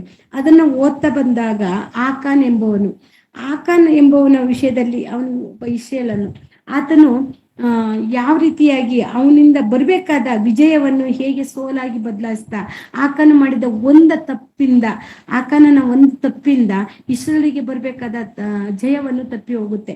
ಅದು ಹೇಗೆ ಅಂತ ನಾವು ನೋಡೋದಾದ್ರೆ, ಇಸ್ರೇಲರು ಯೆರಿಕೋ ಪಟ್ಟಣವನ್ನು ಗೆದ್ದಾಗ ಅಲ್ಲಿ ಯಾವುದೇ ಒಂದು ವಸ್ತುವನ್ನು ದೇವರು ಮುಟ್ಟಬಾರ್ದು, ತೆಗೆದುಕೊಳ್ಬಾರ್ದು ಅಂತ ದೇವರು ಮೊದ್ಲಾಗನೆ ಖಚಿತವಾಗಿ ಅಪ್ಪಣೆ ಕೊಟ್ಟಿದ್ರು. ಆದ್ರೆ ಆಕನು ದುರಾಸೆಯಿಂದ ಏನ್ ಮಾಡ್ತಾನೆ, ಅಲ್ಲಿರುವ ಬೆಳ್ಳಿ ಬಂಗಾರ ಒಳ್ಳೊಳ್ಳೆ ವಸ್ತ್ರಗಳು ಅವನ್ನೆಲ್ಲ ಹೋಗಿ ಅವನು ಡೇರೆ ಒಳಗೆ ತಂದು ಕದ್ದಿಟ್ಕೊಂಡ್ಬಿಡ್ತಾನೆ. ಆ ಕದ್ದಿಟ್ಕೊಂಡದ್ದು ದೇವರಿಗೆ ನೋಡ್ತಾ ಇರ್ತಾನ ಇಲ್ವಾ? ಮನುಷ್ಯ ನೋಡೋದಂಗೆ ತಂದು ಕದ್ದಿಟ್ಕೊಂಡ, ಆದ್ರೆ ದೇವ್ರು ನೋಡಿರ್ತಾನೆ. ದೇವರು ಮೊದ್ಲಾಗನೆ ಆಜ್ಞೆ ಮಾಡಿರ್ತಾರೆ, ಯುದ್ಧಕ್ಕೆ ಹೋಗುವಾಗನೇ ಹೇಳಿರ್ತಾರೆ, ನೀವು ಆ ಯುದ್ಧವನ್ನು ಮಾಡಿ ಯೆರಿಕೋ ಪಟ್ಟಣವನ್ನು ನೀವು ಅಲ್ಲಿ ಗೆಲ್ಬೇಕು, ನಾಶ ಮಾಡ್ಬೇಕು, ಆದ್ರೆ ಅಲ್ಲಿರುವ ಯಾವ ವಸ್ತುವನ್ನು ನೀವು ತೆಗೆದುಕೊಳ್ಬಾರ್ದು ಅಂತ ಮೊದ್ಲಾಗನೆ ಆಜ್ಞೆ ಮಾಡಿರ್ತಾರೆ. ನಾವು ಯೋಸುವಿನ ಗ್ರಂಥವನ್ನು 7ನೇ ಅಧ್ಯಾಯ ಕಂಪ್ಲೀಟ್ ಆಗಿ ಓದ್ತಾ ಇದ್ರೆ ನಮಗೆ ಅದನ್ನ ಕಂಪ್ಲೀಟ್ ಆಗಿ ಅರ್ಥ ಆಗುತ್ತೆ. ಸಮಯ ಸಿಕ್ಕಾಗ ಓದ್ಕೊಳ್ಳಿ. ಅಲ್ಲಿ ಆಕನನ್ನು ಮಾಡಿದ್ದು ಒಂದೇ ತಪ್ಪಂದ್ರೆ, ಅವನಿಗೆ ಸುಂದರವಾಗಿರುವಂತ ಬೆಳ್ಳಿ ಇರ್ಬೋದು ಅಥವಾ ಬಂಗಾರ ಆಗಿರ್ಬೋದು ಅಥವಾ ವಸ್ತುಗಳು ಏನು ವಸ್ತ್ರಗಳು ದುಷ್ಟ ವಸ್ತ್ರಗಳನ್ನಾಗಿರ್ಬೋದು ಅವ್ರನ್ನೆಲ್ಲ ನೋಡಿ ಅಟ್ರಾಕ್ಷನ್ ಆಗಿ ಅವನೇನ್ ಮಾಡ್ತಾನೆ, ಯಾರು ನೋಡಲ್ಲ ಅಂತ ತಂದ್ಬಿಟ್ಟು ಅವನ ಡೇರೆ ಅಲ್ಲಿ ಏನು ಯುದ್ಧ ಮಾಡಾಗ ಡೇರೆ ಹಾಕೊಂಡಿರ್ತಾರಲ್ಲ ಆ ಡೇರೆ ಒಳಗೆ ಅವನ ಗುಡಾರದ ಒಳಗೆ ತಂದು ಮುಚ್ಚಿಟ್ಕೊಂತಾನೆ. ಆ ಮುಚ್ಚಿಟ್ಟಿದ್ದು ಲಾಸ್ಟಿಗೆ ಕೆದಕ್ತಾ ಬಂದಾಗ, ಸೋತಾಗ ಯಾಕೆ ಸೋತ್ರು ಅಂತ ಗೊತ್ತಾದಾಗ ಸಿಕ್ತಾಗ ಆಕನನ್ನು ಮತ್ತು ಬರೀ ಅವನ್ ಮಾತ್ರ ಅಲ್ಲ, ಆತನ ಕುಟುಂಬವನ್ನೆಲ್ಲ ಅವನ ಕುಟುಂಬಗಳನ್ನೆಲ್ಲ ಜನರ ಮುಂದೆ ಕಲ್ಲು ಹೊಡೆದು ಸಾಯಿಸ್ತಾರೆ. ಅಷ್ಟೇ ಅಲ್ಲ, ಇಸ್ರೇಲರು ಸೋಲನ್ನು ಅನುಭವಿಸ್ತಾರೆ. ಅದು ಬರೀ ಒಬ್ಬನ ಪಾಪ ಏನ್ ಮಾಡತ್ತಂದ್ರೆ ಇಡೀ ಸಮುದಾಯಕ್ಕೂ ಸಹ ಅದು ಪಾಪ ಶಾಪವಾಗಿ ಪರಿಗಣಿಸುತ್ತೆ. ಅದು ಸಣ್ಣ ಯುದ್ಧ, ಆ ಸಣ್ಣ ಯುದ್ಧದಲ್ಲೇ ಸಹ ಸೋತು ಹೋಗ್ತಾರೆ. ಆಕನು ಮಾಡಿದ ಒಂದೇ ಒಂದು ತಪ್ಪಿನಿಂದಾಗಿ ಅವನ ಕುಟುಂಬದ ಸಮೇತರಾಗಿ ಕಲ್ಲೆಸದಿಂದ ಸತ್ತೋಗ್ಬೇಕಾಗುತ್ತೆ. ಎಲ್ಲರೂ ಸೇರಿ ಕಲ್ಲೆ ಹಾಕಿ ಸಾಯಿಸ್ತಾರೆ. ಜೊತೆಗೆ ಸಮುದಾಯಕ್ಕೂ ಸಹ ಸೋಲನ್ನು ತಂದ್ಕೊಡುತ್ತೆ. ಅಂದ್ರೆ ನಮ್ಮ ಗುಪ್ತವಾದ ಲೋಭವು, ಯಾಕಂದ್ರೆ ನಮ್ಮಲ್ಲಿ ಕೆಲವೊಂದು ಅಡಗಿಸಿಟ್ಟುಕೊಳ್ಳುವಂತ ಲೋಭದಿಂದಾಗಿ ಇಡೀ ಸಮುದಾಯಕ್ಕೂ ಸಭೆಗೂ ಎಲ್ಲದಕ್ಕೂ ಸಹ ಸೋಲನ್ನು ತರುತ್ತದೆ. ನಾವು ಇಲ್ಲಿ ನೋಡ್ಬೇಕಂದ್ರೆ ಸಮುದಾಯ ಅನ್ನೋಕ್ಕಿಂತ ಸಭೆ, ನಾವು ಸಭೆಕರಾಗಿದ್ದೇವೆ, ನಮ್ಮಲ್ಲಿ ಏನಾದ್ರೂ ಗುಪ್ತ ಆಸೆಗಳಿದ್ದು ನಮ್ಮಲ್ಲೂ ಏನಾದ್ರು ಈ ತರ ಕೆಟ್ಟ ಲೋಭಗಳಿಂದ ನಾವು ತುಂಬಿಕೊಂಡಿದ್ರೆ ಸಭೆಗೂ ಸಹ ಶ್ರೇಯಸ್ಸಲ್ಲ. ನಾವು ಮಾಡುವಂತ ಒಂದೊಂದು ತಪ್ಪುಗಳು ಎಲ್ಲರೂ ಭಾಗವಾಗುವಾಗ ನಮ್ಮ ಒಂದು ತಪ್ಪಿನಿಂದ ಸಭೆಗೂ ಸಹ ಕೆಟ್ಟ ಹೆಸರು ಬರುತ್ತೆ. ಕ್ರಿಸ್ತರಿಗೆ ಸಭೆ ಅಂದ್ರೆ ಯೇಸು ಕ್ರಿಸ್ತರ ಸಭೆ, ನಾವು ಯೇಸು ಕ್ರಿಸ್ತರ ದೇಹ. ಹಾಗಾಗಿ ಯೇಸು ಕ್ರಿಸ್ತರನ್ನು ನಾವು ಅವಹೇಳನ ಮಾಡಿದಾಗ ಆಗುತ್ತೆ. ಹಾಗಾಗಿ ನಮ್ಮ ವಿಷಯದಲ್ಲಿ ಎಚ್ಚರಿಕೆಯಾಗಿರ್ಬೇಕು. ಆಕನನಿಂದ ನಾವು ಕಲಿಯಬೇಕಾಗಿದ್ದ ಪಾಠ, ಆತನಿಗೆ ದುರಾಸೆಯಿಂದಾಗಿ ಆತನು ಮಾಡಿದ ಒಂದು ಸಣ್ಣ ಚಿಕ್ಕ ತಪ್ಪಿನಿಂದಾಗಿ ಇಡೀ ಸಮುದಾಯಕ್ಕೂ ಸಹ ಕೆಟ್ಟದಾಗುತ್ತೆ. ಹಾಗಾಗಿ ಇನ್ನೊಬ್ರು ವ್ಯಕ್ತಿಯನ್ನು ಸಹ ನೋಡಿಕೊಳ್ಳೋಣ. ಗೆಹಜಿ ಬಗ್ಗೆ ನಮಗೆ ಎಲ್ಲರಿಗೂ ಗೊತ್ತಲ್ವಾ? ಗೆಹಜಿ ಬಗ್ಗೆದಲ್ಲಿ 2ನೇ ಅರಸು 5ನೇ ಅಧ್ಯಾಯದಲ್ಲಿ ಬರುತ್ತೆ. ನಮಗೆ ಗೆಹಜಿ ಬಗ್ಗೆ ಗೊತ್ತು. ಅವರು ನಮಗೆ ಗೆಹಜಿ ಎಲಿಸನ ಒಬ್ಬ ಸೇವಕ, ಆತನ ಜೊತೆ ಕೆಲಸ ಮಾಡುವಂತ ಸೇವಕ. ಆ ಸೇವಕನಿಗೆ ಏನ್ ಮಾಡುತ್ತೆ, ಈ ನಾಮಾನನ ವಿಷಯದಲ್ಲಿ ನಮಗೆ ಗೊತ್ತು. ನಾಮಾನನನ್ನು ಎಲಿಸ ಹೇಳಿದ ಮಾತಿನ ಪ್ರಕಾರ ಯೋರ್ದನ್ ಹೊಳೆಯಲ್ಲಿ 7 ಸಲ ಮುಳುಗಿ ಎದ್ದಾಗ ನಾಮಾನನ ಕುಷ್ಠ ಗುಣ ಆಗುತ್ತೆ. ಆಗ ಆತ ಏನ್ ತಂದಿರ್ತಾನೆ, ನಾಮಾನನು ತುಂಬಾ ಆಸ್ತಿಯನ್ನು ಸಂಪತ್ತನ್ನು ಎತ್ಕೊಂಡ್ ಬಂದಿರ್ತಾನೆ. ಯಾರಿಗೆ ಕೊಡ್ಲಿಕ್ಕೆ, ಒಂದ್ ವೇಳೆ ಗುಣ ಆದ್ರೆ ನಾನು ಇದನ್ನೆಲ್ಲವನ್ನು ಎಲಿಸನಿಗೆ ಕೊಡ್ಬೇಕು ಅಂತ ಹೇಳ್ಕೊಂಡು ದೇವರಿಗೆ ಸಲ್ಲಿಸ್ಬೇಕು ಅಂತ ಹೇಳ್ಕೊಂಡು ತಂದಿರ್ತಾನೆ. ಆದ್ರೆ ಎಲಿಸ ಏನಂತಾನೆ, ನನಗೆ ಒಂದು ವಸ್ತುನು ನಿನ್ನದು ಬೇಡ ಅಂತ ಯೆಹೋವನ ಆಣೆ ಹಾಕಿ ಹೇಳ್ತಾನೆ. ಅವ್ರು ಏನನ್ನೂ ತೆಗೆದುಕೊಳ್ಳುವುದಿಲ್ಲ, ಗುಣ ಆಗ್ತಾನೆ. ಆದ್ರೆ ಗೆಹಜಿ ಏನ್ ಮಾಡ್ತಾನೆ, ಆತನನ್ನು ನೋಡ್ಕೊಂಡು ಹಿಂಬಾಲಿಸ್ಕೊಂಡು ಹೋಗ್ಬಿಟ್ಟು, ಯಾರನ್ನ ನಾಮನನು ಆತನ ಸೈನಿಕರು ಹೋಗುವಾಗ ಹಿಂಬಾಲಿಸ್ಕೊಂಡು ಹೋಗ್ಬಿಟ್ಟು ಸುಳ್ಳು ಹೇಳಿ ಗುಟ್ಟಾಗಿ ಹೋಗಿ ಅವನಲ್ಲಿ ನನಗೆ ಬೆಳ್ಳಿ ಬೇಕು ಮತ್ತೆ ವಸ್ತ್ರಗಳು ಬೇಕು ಅಂತೇಳಿ ಕೇಳಿ ತಕೊಂತಾನೆ, ಸುಳ್ಳು ಹೇಳಿ ತಕೊಂತಾನೆ. ಅದು ನಮಗೆಲ್ಲರಿಗೂ ಗೊತ್ತಲ್ಲ. 2ನೇ ಅರಸದಲ್ಲಿ 5ನೇ ಅಧ್ಯಾಯದಲ್ಲಿ ತುಂಬಾ ವಾಕ್ಯಗಳಿದಾವೆ. ಹಾಗಾಗಿ ಅದನ್ನೆಲ್ಲ ನಾವು ನೋಡುವ ಅವಶ್ಯಕತೆ ಇಲ್ಲ, ಇದು ಎಲ್ಲರಿಗೂ ಗೊತ್ತಿಲ್ಲ. ನಾನು ಮೊದಲೇ ಮಾತಾಡಾಗನೇ ಹೇಳಿದೆ, ನಿಮಗೆ ಗೊತ್ತಿರುವ ಸಂಗತಿಗಳನ್ನೇ ನಾನು ನೆನಪು ಮಾಡ್ತೀನಿ ಅಂತ ಹೇಳಿ.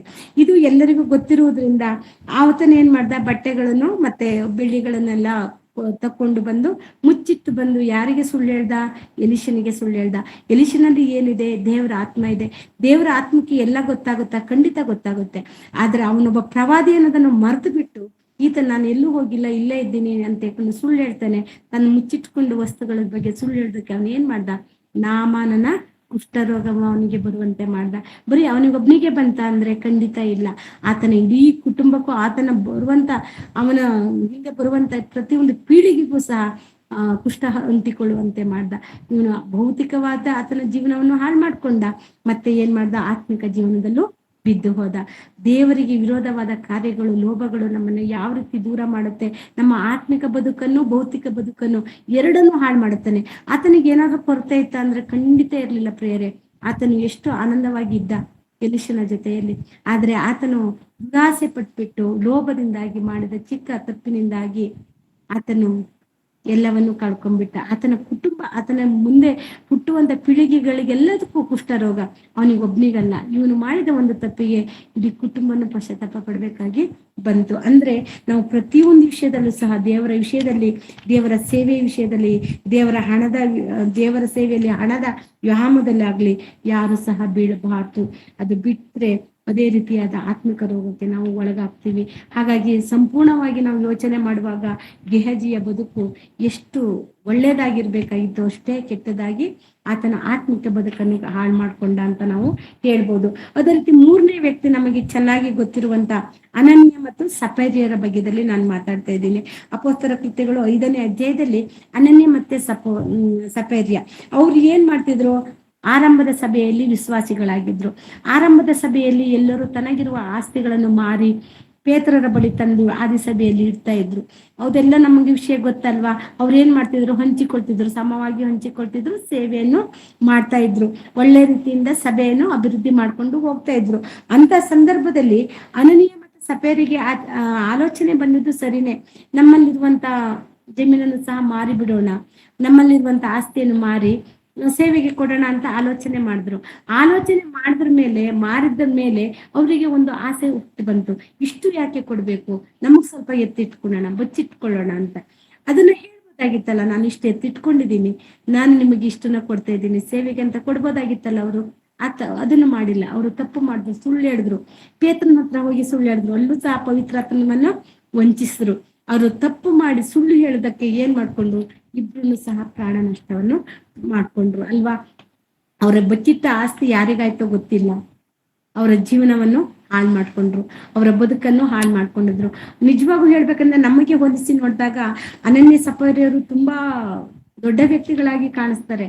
ಆದ್ರೆ ಅವರ ಆಲೋಚನೆಯಿಂದಾಗಿ ಅವರು ಎಷ್ಟು ತೃಣವಾದ್ರು ಅಂದ್ರೆ ಪರಲೋಕನ್ನು ಕಳ್ಕೊಂತಾರೆ. ಅವರು ನಿಜವಾದ ಭಕ್ತರಾಗಿದ್ರೆ ಆ ತಪ್ಪನ್ನು ಮಾಡ್ತಾರಿಲ್ಲ, ಪವಿತ್ರಾತ್ಮನ ದೂಷಣೆ ಮಾಡ್ತಾರೆ. ಹಾಗಾಗಿ ಇಲ್ಲಿ ನಾವು ಮಾಡುವಂತ ಸಣ್ಣ ಸಣ್ಣ ತಪ್ಪು ನಾವು ಮುಂದೆ ಬರ್ಬೇಕಾಗಿದ್ದ ಪ್ರತಿಫಲವನ್ನು ಕಳೆದುಕೊಳ್ತೀವಿ ಪ್ರಿಯರೇ. ಹಾಗಾಗಿ ಅನನ್ಯ ಮತ್ತು ಸಫೈರ್ಯರನ್ನು ನಾವು ನೆನೆಸ್ಕೊಂಡಾಗ, ನಮಗೆ ಮನುಷ್ಯನಿಗೆ ಲೋಭ ಅನ್ನೋದು ಬಂದಾಗ ಆತನು ದೇವರಿಗೂ ಸಹ ಸುಳ್ಳು ಹೇಳ್ತಾನೆ, ಪವಿತ್ರಾತ್ಮನಿಗೂ ಸುಳ್ಳು ಹೇಳ್ತಾನೆ, ತನಗೆ ತಾನು ಸುಳ್ಳು ಹೇಳ್ಕೊಂತಾನೆ. ಹಾಗಾಗಿ ಆತನ ಬದುಕು ನಷ್ಟವಾಗುತ್ತೆ ಅನ್ನೋದನ್ನು ನಾವು ಅರ್ಥ ಮಾಡ್ಕೊಬಹುದು. ಈ ಬದುಕು ಮಾತ್ರ ಅಲ್ಲ, ದೇವರು ಕೊಟ್ಟಾದ ಸುಂದರವಾದ ಬದುಕನ್ನು ಸಹ ನಾವು ಕಳ್ಕೊಂತೀವಿ. ಹಾಗಾಗಿ ದುರಾಸೆ ಬೇಡ. ದೇವರಿಗೆ ಕೊಡ್ಬೇಕು ಅಂತ ನಮ್ಮ ಹೃದಯಪೂರ್ವಕವಾಗಿ ಮನಸ್ಸಿಗೆ ಬಂದಿದ್ಯಾ, ಸಂಪೂರ್ಣವಾಗಿ ಕೊಡೋಣ ಪ್ರಿಯರೇ. ಅಲ್ಲಿ ಯಾವುದೇ ರೀತಿಯಂತ ಆಲೋಚನೆ ಇರಬಾರ್ದು, ನಾನು ಇಷ್ಟು ಕೊಟ್ಟೆ ನನಗೆ ಹಿಂಗೆ ಆಗುತ್ತೆ, ಆ ತರ ಇರಬಾರ್ದು. ನಾನು ದೇವರ ಸೇವೆಯನ್ನು ಮಾಡ್ತೀನಿ ಅಂದಾಗ ಮನಪೂರ್ವಕವಾಗಿ, ಹೃದಯಪೂರ್ವಕವಾಗಿ ನನಗೆ ಏನು ಮಾಡ್ಬೇಕು ಅನ್ಸುತ್ತೋ ಅದನ್ನ ಪೂರ್ಣವಾಗಿ ಮಾಡ್ಬೇಕು. ಯಾರಿಗೂ ಮೋಸ ಮಾಡೋದು, ವಂಚನೆ ಮಾಡ್ಬೋದಕ್ಕೂ ಅಥವಾ ಇನ್ನೊಬ್ಬರಿಂದ ಹೆಸರು ತಕೊಬೇಕು, ಇದೆಲ್ಲ ಆಲೋಚನೆ ನಮ್ಮಲ್ಲಿ ಇರಬಾರ್ದು ಪ್ರಿಯರೇ. ದೇವರ ಸೇವೆಯನ್ನು ಮಾಡ್ತೀವಿ ಅಂತ ಇದ್ರು, ದೇವರಿಗೆ ಕೊಡ್ತೀವಿ ಅಂತ ಇದ್ರು, ಅಥವಾ ಇನ್ಯಾರಿಗೂ ದಾನ ಧರ್ಮಗಳನ್ನು ಮಾಡ್ತೀವಿ ಅಂತ ಇದ್ರು ಅದನ್ನು ಮನಪೂರ್ವಕವಾಗಿ ಮಾಡ್ಬೇಕೆ ವಿನಃ ಈ ರೀತಿಯಾಗಿ ನಮ್ಮನ್ನು ನಾವೇ ಮೋಸ ಮಾಡಿಕೊಂಡು ದೇವರಿಂದ ದೂಷಣೆ ಹೊಂದುವಂತೆ ಆಗ್ಬಾರ್ದು ಪ್ರೇರೆ. ಹಾಗಾಗಿ ಎಚ್ಚರಿಕೆಯಿಂದ ಇರಬೇಕು. ಇನ್ನೊಬ್ಬ ವ್ಯಕ್ತಿಯನ್ನು ಸಹ ನಾವು ನೋಡ್ಕೊಳ್ಳೋಣ. ಮೂಢನಾದ ಶ್ರೀಮಂತನ ಬಗ್ಗೆ ನಮಗೆಲ್ಲರಿಗೂ ಗೊತ್ತಲ್ಲ. ಅದೇ ಲೂಕನ ಬರೆದ ಸುವಾರ್ತೆ ನಾವು ನೋಡ್ಕೊಂಡಾಗ ನಾವು ನೋಡ್ದಲ್ವಾ, ಲೂಕನ ಬರೆದ ಸುವಾರ್ತೆ 12ನೇ ಅಧ್ಯಾಯದಲ್ಲಿ ನಾವು ನೋಡ್ಕೊಂಡ್ವಿ. ಅದೇ ಕಂಟಿನ್ಯೂ ಆಗಿ ಅದರಲ್ಲೇ ಹೋದ್ರೆ 12ನೇ ಅಧ್ಯಾಯದಲ್ಲಿ 15ನೇ ವಾಕ್ಯವನ್ನು ಓದ್ಕೊಂಡಲ್ವಾ, ಅದರಲ್ಲೇ ಕಂಟಿನ್ಯೂ ಆಗಿ ಹೋದ್ರೆ ನಮಗೆ ಈ ಮೂಢ ಶ್ರೀಮಂತನ ಬಗ್ಗೆದಲ್ಲಿ ಸಹ ನಮಗೆ ತಿಳಿಯುತ್ತೆ. ಮೂಢ ಶ್ರೀಮಂತ ಏನ್ ಮಾಡ್ದ, ಅದರಲ್ಲಿ 16ನೇ ವಾಕ್ಯವನ್ನು ಓದಿ ಬೇರೆ. ಲೂಕನ ಬರೆದ ಸುವಾರ್ತೆ 12:16. ಅದೇನೆಂದರೆ, ಒಬ್ಬನೊಬ್ಬ ಐಶ್ವರ್ಯವಂತನ ಭೂಮಿಯು ಚೆನ್ನಾಗಿ ಬೆಳೆಯಿತು. ಆಗ ಅವನು ತನ್ನೊಳಗೆ, ನಾನೇನು ಮಾಡಲಿ, ನನ್ನ ಬೆಳೆಯನ್ನು ತುಂಬಿಡುವುದಕ್ಕೆ ನನಗೆ ಸ್ಥಳವಿಲ್ಲವಲ್ಲ ಎಂದು ಆಲೋಚಿಸಿ ಒಂದು ಕೆಲಸ ಮಾಡುತ್ತೇನೆ. ನನ್ನ ಕಣಜಗಳನ್ನು ಕೀಳಿಸಿ ಅವುಗಳಿಗಿಂತ ದೊಡ್ಡ ಕಣಜಗಳನ್ನು ಕಟ್ಟಿಸುವೆನು.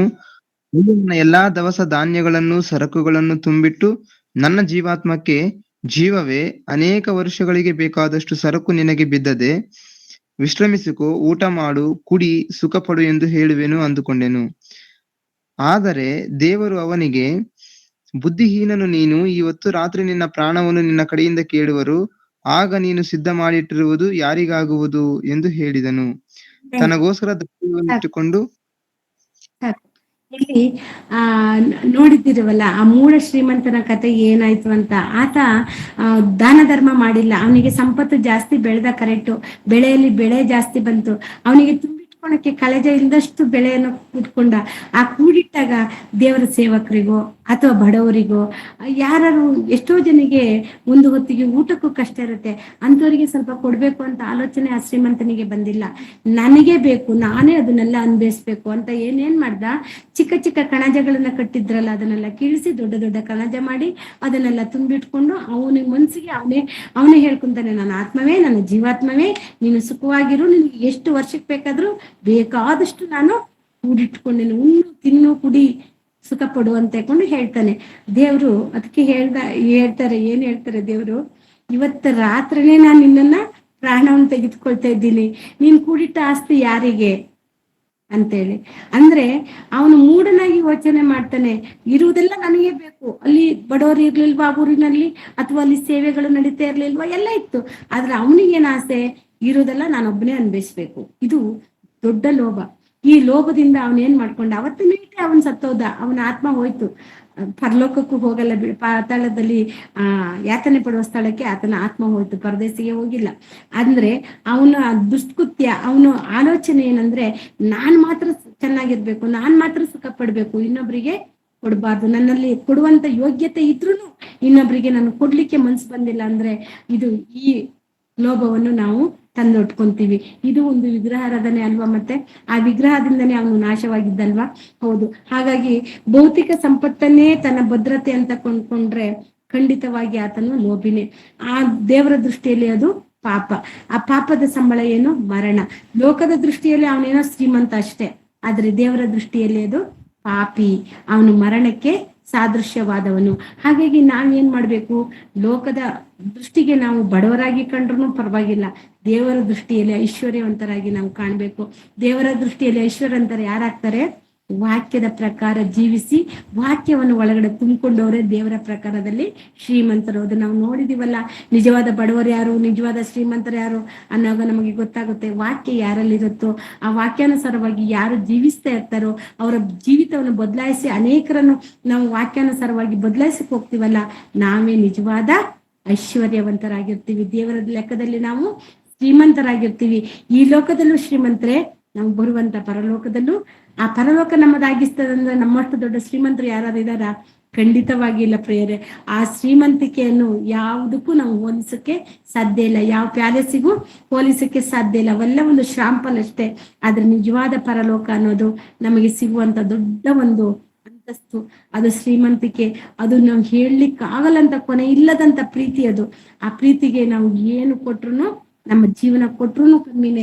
ನಾವು ಈ ಲೋಕದಲ್ಲಿ ಬಚ್ಚಿಟ್ಕೊಂಡು ನಾನು ಒಬ್ಬನೇ ಸುಖ ಪಡ್ಬೇಕು ಅನ್ನೋದು ಇಲ್ಲಿ ಮೂರ್ಖತನ ಅನ್ನೋದನ್ನು ದೇವರು ಸ್ಪಷ್ಟವಾಗಿ ಲೋಕನವರ ಪತ್ರಿಕೆ ಬರೆಯಾಗ ಬರೆಸಿದ್ದಾರೆ. ಇನ್ನು ಒಬ್ಬನನ್ನು ನಾವು ನೋಡ್ಕೊಳ್ಳೋಣ. ಸಮಯ ಆಗ್ತಾ ಬಂದಿದೆ. ಇನ್ನೊಬ್ಬನನ್ನು ನೋಡ್ಕೊಂಡು ನಾವು ಮುಗಿಸ್ಕೊಳ್ಳೋಣ. ಯೂದ ಗೊತ್ತು ನಮಗೆ, ಇಸ್ಕರಿಯುತ ಯೂದನ ಬಗ್ಗೆ ಗೊತ್ತು. ಆತನು ಗುರು ಅಲ್ವಾ ಯೇಸು ಸ್ವಾಮಿ. ಅವ್ರ ಜೊತೆ 3.5 ವರ್ಷ ಶಿಷ್ಯರಾಗಿ ಅವ್ರ ಹಿಂದೆ ಮುಂದೆ ಓಡಾಡಿದ ವ್ಯಕ್ತಿ ಅಲ್ವಾ. ಯೇಸು ಸ್ವಾಮಿ ಹೃದಯ ಏನು ಅಂತ ಅವನಿಗೆ ಚೆನ್ನಾಗಿ ಗೊತ್ತಲ್ವಾ. ಯೇಸು ಸ್ವಾಮಿ ಯಾರು ಅಂತಾನೂ ಅವನಿಗೆ ಗೊತ್ತಲ್ಲ. ಬರ್ಬೇಕಾದ ಮೆಸ್ಸಿಯನ್ನು ಯೇಸು ಸ್ವಾಮಿ ಅಂತ ಗೊತ್ತಿತ್ತನು. ಯೂತ ಏನ್ ಮಾಡ್ದ? ಅವನಿಗೆ ಬರೀ 30 ಬೆಳ್ಳಿ ನಾಣ್ಯದ ಮೇಲೆ ಆಸೆ ಪಟ್ಟು ತನ್ನ ಗುರುವನ್ನೇ ಹಿಡ್ಕೊಟ್ಟ. ಅವನಾದ್ರೂ ಸುಖ ಪಟ್ನ? ಆ 30 ನಾಣ್ಯಗಳನ್ನೇನೋ ತಕೊಂಡು ಅವನು ಶ್ರೀಮಂತನಾದ್ನ, ಅವನೇನಾದ್ರು ಸುಖ ಪಟ್ನದ್ರಲ್ಲಿ ಖಂಡಿತ ಇಲ್ಲ ಪ್ರಿಯರೇ. ಆತನಿಗೆ ಯೇಸು ಸ್ವಾಮಿಯನ್ನು ಸಿಲುಬೆಗೆ ಹಾಕಿದ್ದನ್ನು ಅವ್ರು ಕೇಳಿದ್ದನ್ನೆಲ್ಲ ನೋಡ್ಬಿಟ್ಟು ಆತನಿಗೆ ಹೃದಯ ಒಡೆದೋಯ್ತು.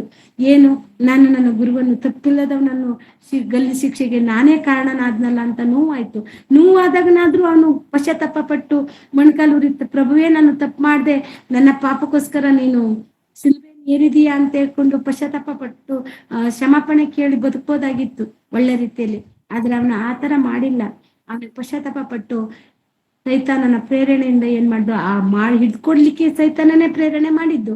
ಮತ್ತೆ ಹಿಡ್ಕೊಟ್ಟಾದ್ರ ಮೇಲೆ ನೀನ್ ಹೋಗು ಸಾಯು, ನೀನು ಅದಕ್ಕೂ ಲಾಯಕ್ಕಿಲ್ಲ, ನೀನು ಯೇಸು ಸ್ವಾಮಿ ಹಿಡ್ಕೊಟ್ಟಿ ಅಂತೇಳಿ ಅವನೊಳಗೆ ಪ್ರೇರಣೆ ಮಾಡಿದ್ದು ಆತನೇ. ಯಾರು? ಸೈತಾನನೇ. ಸೈತಾನನ ಅವನ್ ಏನ್ ಮಾಡ್ದ, ಅವನ ಒಳಗೆ ಪ್ರೇರಣೆ ಮಾಡಿ ಅವನನ್ನ ಸಾಯುವಂತೆ ಉರುಳಾಕೊಂಡ್ಕೊಂಡು ಸಾಯುವಂತೆ ಮಾಡಿದ್ರು. ಅವನು ತಕ್ಕೊಂಡಿದ್ದ ಬೆಳ್ಳಿ ನಾಣ್ಯಗಳು ಏನಾದ್ರೂ ಅವನಿಗೆ ಉಪಯುಕ್ತ ಆಯ್ತಾ? ಇಲ್ಲ.